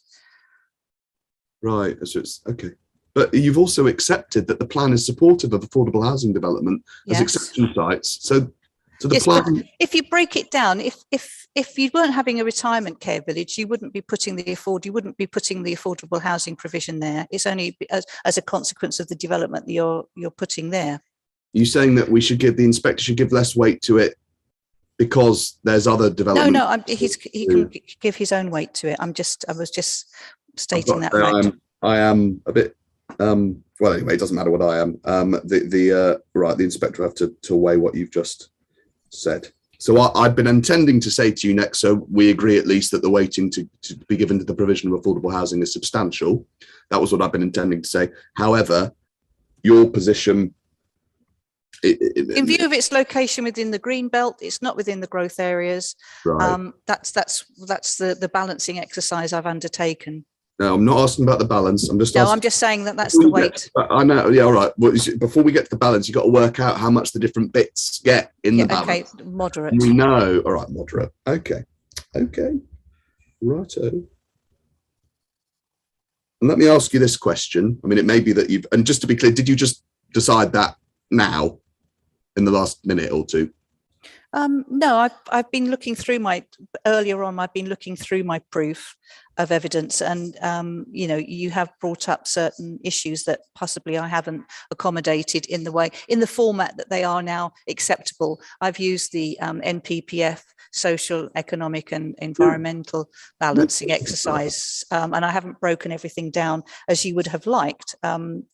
However, that's to say that the weight. Mrs. James, none of that was my question. My question was. No, I haven't just dreamed it up. No. When did you decide it was moderate? When I was reading through the proof. What about when you were writing the proof? When you said it was substantial but tempered, did you decided then that it was moderate? I must admit, I must have left that out because there is a flaw there in that sentence. All right. I'll just ask you. I'll put it this way, and you can think about it. I mean, if you'd known it was moderate way back then when you wrote your proof, I'll ask you this: are you aware of any decisions of planning inspectors or the Secretary of State I'll just leave it completely open. Any decision out there, 5-year housing land supply, no 5-year housing land supply, green belt, no green belt, you name it, and I'll read it. Are you aware of any decisions where inspectors or the Secretary of State have given only moderate weight to the provision of affordable? No, not off the top of my head, no. When you're putting me on the spot like that, no. Fair enough. I mean, obviously, if you think of one later on in the inquiry, let us know, and we'll certainly read it and have a look. I mean, does this council regularly in its planning, balancing, exercise and development management functions give only moderate weight to the provision of affordable housing? I'm not commenting on that. I really don't know. I'm just saying that, you know, this is in isolation. There are exceptional circumstances at play within the whole of the balancing exercise and the development as set out. This is the thing, you see, I'm a bit worried about when you keep talking about the balancing exercise. My concern is that you're letting the balancing exercise, which is the thing you do at the end, affect the weight that you give to the things you're putting into the balancing exercise. Do you see what I mean? I understand what you mean. Yeah, so, affordable housing next to a sustainable location is either a, you know, major benefit or a minor benefit based on what needs you're meeting. It doesn't matter whether you're in the Greenbelt. It doesn't matter whether you're in an AONB or a national park. Those designations may give you really good reasons to turn it down for other reasons, landscape, whatever, who knows, doesn't matter. But you've still got to assess in a clear-headed way what the weight is to be given to the benefits that you've got before. Absolutely. Go on. Given the location of the development and the location of the affordable housing, the impact of the development on the, you know, the visual amenities of the countryside, you know, weighed against it. Yeah, that's the balance, exactly. So that's I know. Right. So we're not doing that now. Okay. But before that, I'm asking you loads of questions about the weight that you attribute to things that you're putting into the balance. I know this might sound a bit sort of noddy. Yeah, but you can, I know, but hang on. So in this case, we have agreed, there's one more go, acute need, sustainable location to meet that need, which is capable of being supported by the statutory development plan, significant needs for some of the most vulnerable people in our society, and unacceptable status quo. You agreed all of that stuff, and we'd be meeting that need, we'd be going towards meeting that need. And yet after all of those sort of indicators that you might have thought were taking us in one direction, hang on, you say substantial weight in your proof, you then end up now today at moderate weight. And I've got to say, I can't for the life of me understand why. Well, you refer back to the development, it agrees with the development plan policies, but we did have caveat that with in particular growth 2 and HOU 6, that there were impacts on the landscape, the nature of the landscape, quality of that area, and those will be reviewed at a later date. So I've made an assessment in my report, and all of those issues have sort of led me to weigh that up as it's a substantial benefit, but because we are delivering housing within the north of the district. You're not enough affordable housing, not even close. That's our strategy. All right. I'm okay. I don't really know where to take that one. Well, no, it's the simple fact that's the, you know, it has to accord with the policies of the local plan, and growth 2, and in this instance, HO6 are the important part of the important policies, as well as ENV1 and ENV2. So can the inspector accord that you would have attributed substantial weight to the delivery of affordable homes, but decided to reduce that weight because of things like landscape impacts and also your view on the extensive accordance with the local plan? Is that it? The extensive accordance with the extent of the extent of okay. Is that a fair summary? Yeah, I think that is a fair. What I'm putting to you then is that that's a totally inappropriate way of doing it, because what you're supposed to be doing is weighing the benefits and the harms on their own terms, each one, and then you balance them all at the end. But you are downgrading our benefits in order to, you know, achieve a planning balance that better suits the refusal of the scheme. Do you see what I mean? If you think in the end that our character and appearance are unacceptable, that's something that you weigh in the balance. But you've also got to give us a fair shout at weighing up the benefits, and you've not done that. You've downgraded the benefits. Yeah, I see because where of you're coming things that from. are totally unrelated to affordable Yeah. housing. Yeah, I do see where I've erred in So, that way. No, that's fair enough. So, I mean, if that's right, then if we agree on that's what you've done, if you like, can we also take it sort of a step further and agree that the approach that you have taken to weighing up affordable housing is not appropriate? Yeah, I would agree with you. Okay.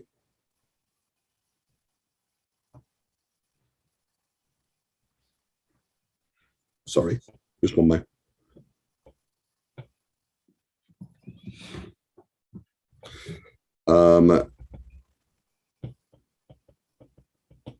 If it is right that you've not taken an appropriate approach to the weighing of benefits in this scheme, it follows that you cannot possibly have struck an appropriate balance for the purposes of 148 of the MPPF, which requires a fair weighing of those benefits against harms. Mm-hmm.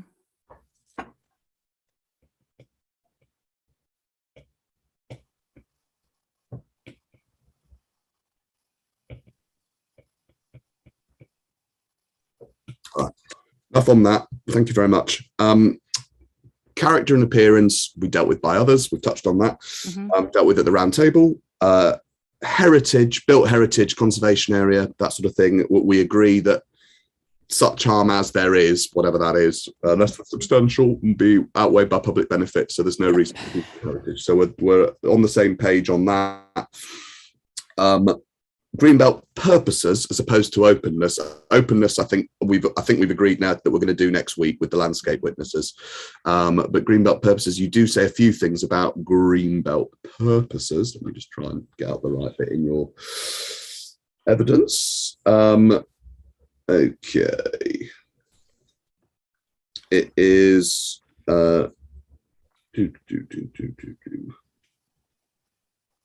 right now.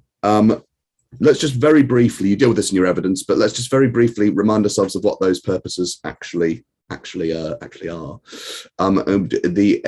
the MPPF that we need, co-document 4.1, and within the MPPF, it's page 41.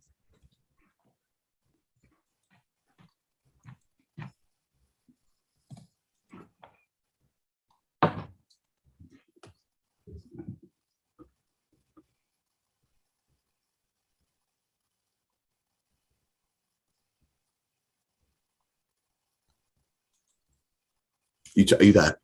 Oh, sorry. Yes. Oh, so sorry. No, don't worry. No, I'm sorry. I was just I'm here. 138 of the framework sets out our familiar 5 Greenbelt purposes. You see.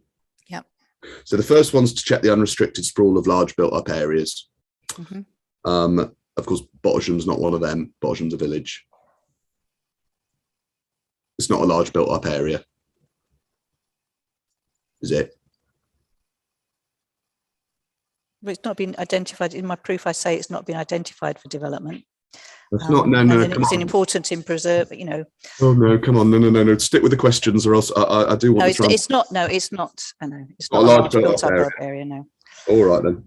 The second purpose is about preventing neighbouring towns from merging into one another.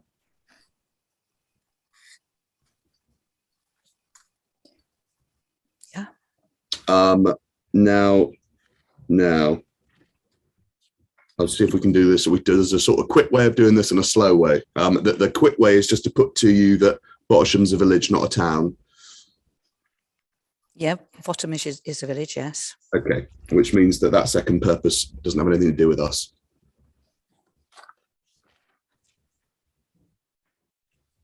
Well, isn't that just semantics? No, because all right, then we'll do it the slow way. Right, so paragraph 142 of the framework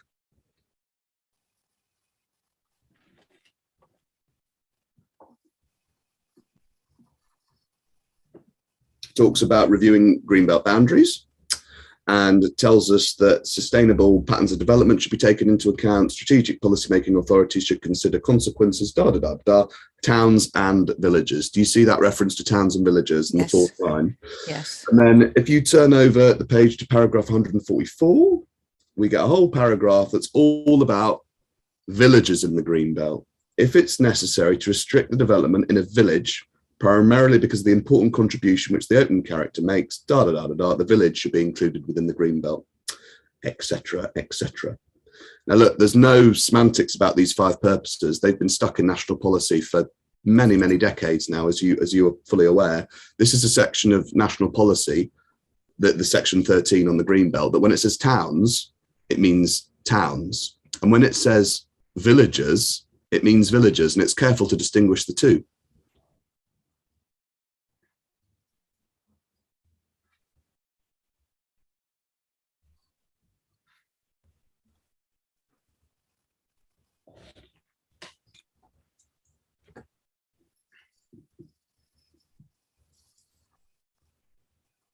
Correct. Well, I'm just reading through the, when defining Greenbelt boundaries, it's necessary to restrict, 144 goes on to say it's necessary to restrict development in a village. However, we're not defining Greenbelt boundaries. Wasn't why I took you there, Mrs. Okay, sorry. It was just because this is a section of the framework that when it wants to talk about villages, it tells us about villages. When it wants to talk about towns, it tells us about towns. And when at paragraph 142, it wants to talk about both, it goes off and says towns and villages. So it's perfectly clear what those people who were drafting this, were thinking about. Mm-hmm. And the second purpose that you say is infringed somehow is about towns merging within one another, towns merging into one another. The first thing to say about it is we're a village, not a town. So it's not engaged at all. Okay, well, I would read something slightly different into that, but if that's what you say. No. It's not. These are. I know it sounds like a statement. It's actually a question. Do you accept that because you've agreed that Bottisham's a village, not a town, that we really shouldn't be looking at the second purpose? Well, I still think it's relevant. Why is that? Because ultimately it's it's part of a conurbation of villages and settlements, and you still need to make sure that they don't merge into one another. When is a town not a town? It's getting quite philosophical now, isn't it? Yeah. Okay, all right then. So that's your view. Let's ask ourselves, even if the inspector decides, yeah, all right, it's a village, but I'm going to think about it anyway. Is there actually any merging going on? And in order to ask ourselves that question, could we turn up, please, core document 2.9, which is the November 2020 Greenbelt assessment carried out by the then applicant.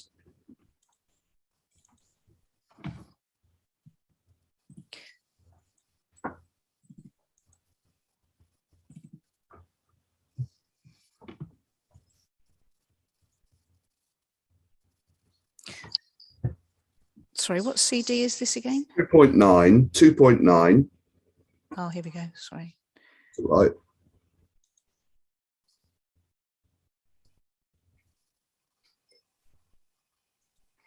Okay. Righto. If you could turn into it, please, to PDF page 30, you'll find figure 3.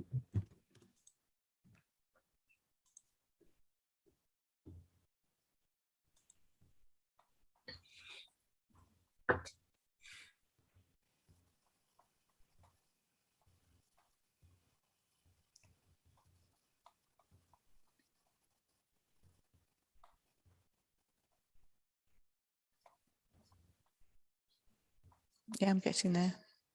30. It's a map. That's the one. It's figure 3. I just wanted to use it as a helpful. You've got the red line of our site there. You've got the road. You've got the Greenbelt washed over, and you've got Bottisham. You've got various hamlets and villages around. So. Right, here it is. Now you show the inspector where we're getting merging of settlements. Oh, I'm still trying to find it. I'm sorry. Are you all right? What page is it? Page 30. Page I've just been there. Have you? That was it. Then. You were there. You were in the. Was it a map? It was a map. Yeah. Oh yeah, I've been there and I've come back again. Oh right. You've come back. We're there. Yeah. Any joy? Yeah, I'm getting there. Don't worry. Don't rush me.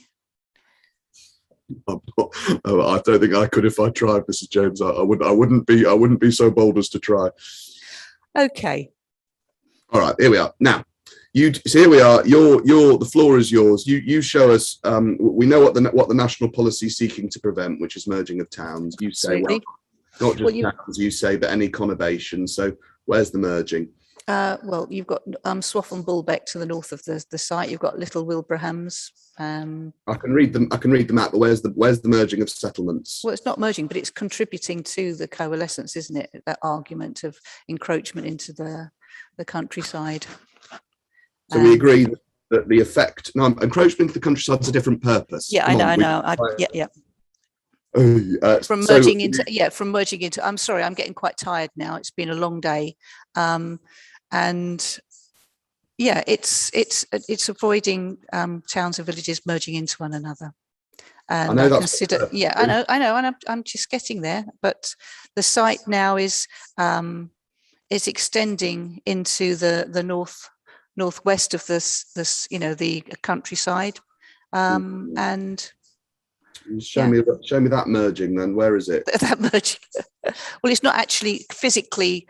However, it's a continuation and it's a commencement of the level of merging. Yeah, okay, I'm not. Yeah. In the will. So you tell me. I mean, it's your case. We say it's not infringed or whatever. Your case is that no, this purpose is infringed. So you tell me which merger are you concerned about? The Swaff and Bulbeck.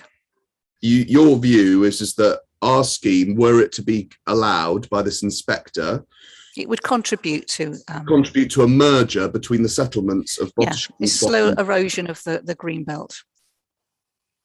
Okay. All right. Okay. Which would infringe that that purpose of preventing neighbouring towns from merging into one another. Yeah. Okay. All right. Okay. Does our site bring Bottisham any closer to Swaff and Bulbeck than it is at the moment? Well, it could do. It's could it? Or isn't the closest bit of Bottisham to Swaff and Bulbeck totally untouched by us?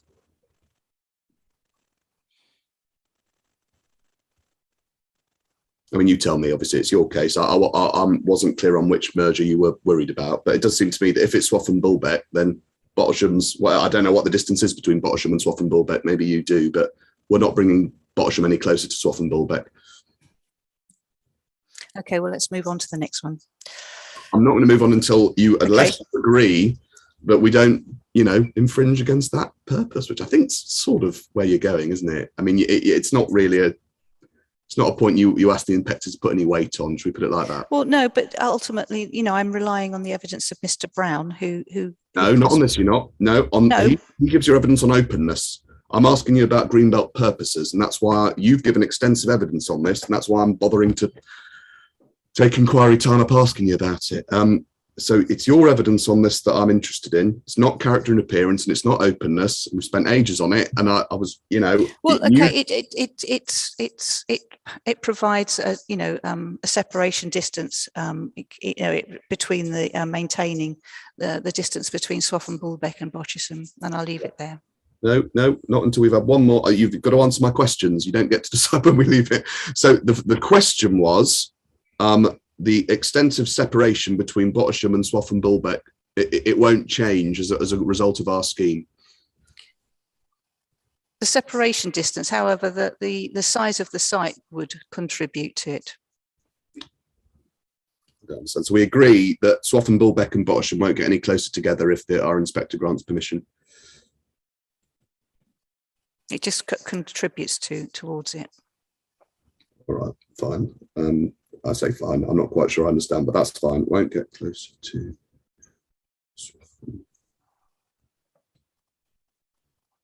Okay. Right. Now we've done A and B. C is about safeguarding the countryside from encroachment, and that I do sort of agree is really a matter for the character and appearance roundtable. So the character of countryside and all the rest of it, I think we'd just be duplicating, and so I won't bother. Preserve the setting and special character of historic towns. well, that's probably in some ways setting, if you like, is probably also a question for the character and appearance roundtable. So we can leave the landscape witnesses to quibble over that one next week. Yep. Fifth one is assist in urban regeneration by encouraging the recycling of derelict and other land. I suppose I'm a bit confused by this one. I think you would say that this one, that our scheme would conflict with this purpose.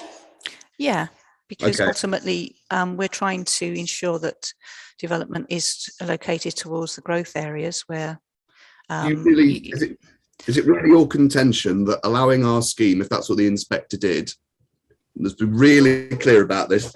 Do you say that the inspector allowing our scheme would prejudice urban regeneration in East Cambridgeshire? Yes, a possibility, yes. Okay. Well, it moves it rather than using this site, which is in the green belt. You are more likely to use a brownfield site within the northern part of the district. And as we've been over, this council identifies but that's my opinion. Specific alternative brownfield sites where our scheme could come forward. No. The answer is no, isn't it? You do not identify any specific brownfield sites where our scheme could come forward. Well, I have, but you've discounted them. We don't need to revisit that, I don't think, Mr. Fine. Simon. We'll leave it there. Yeah. On openness, you do say some things, but your character and appearance witness says other things. So I think, as I understand it, you rely, I think, on Mr. Brown when it comes to greenbelt openness. Yeah. Fine. In that case, we'll leave it to him.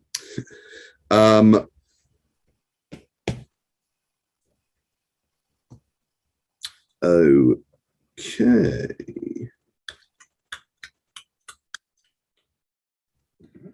Right. Mrs. James, thank you very much indeed for your forbearance. Sorry it's taken longer than perhaps you don't, but I appreciate your patience, and sir, thank you very much indeed. Thank you. Thank you very much. Mr. Smythe, would you like a short break before re-examination, or would you like to proceed straight away? I don't have any re-examination, sir. Thank you. You don't have any? Okay. Then let me just check my own notes. I think everything that I was going to ask, I've either asked or was covered elsewhere, but I was like to double check before the witness is taken off the stand. So I'll just be a moment.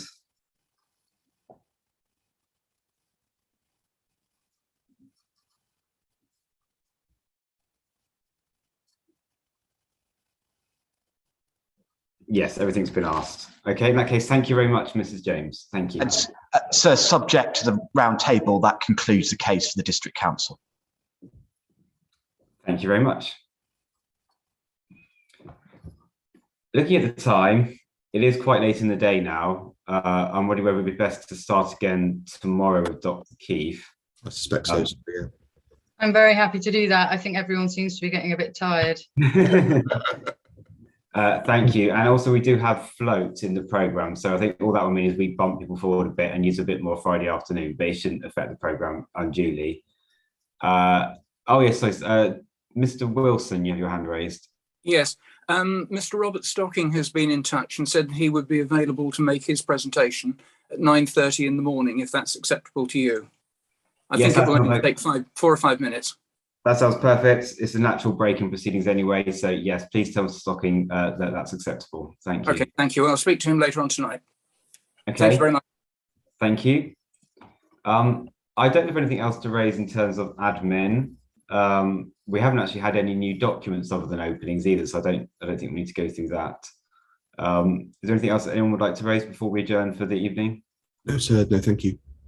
Okay, we will be starting at the normal time of 9:30 tomorrow. Thank you, sir. Okay, thank you. The inquiry is adjourned. Thank you.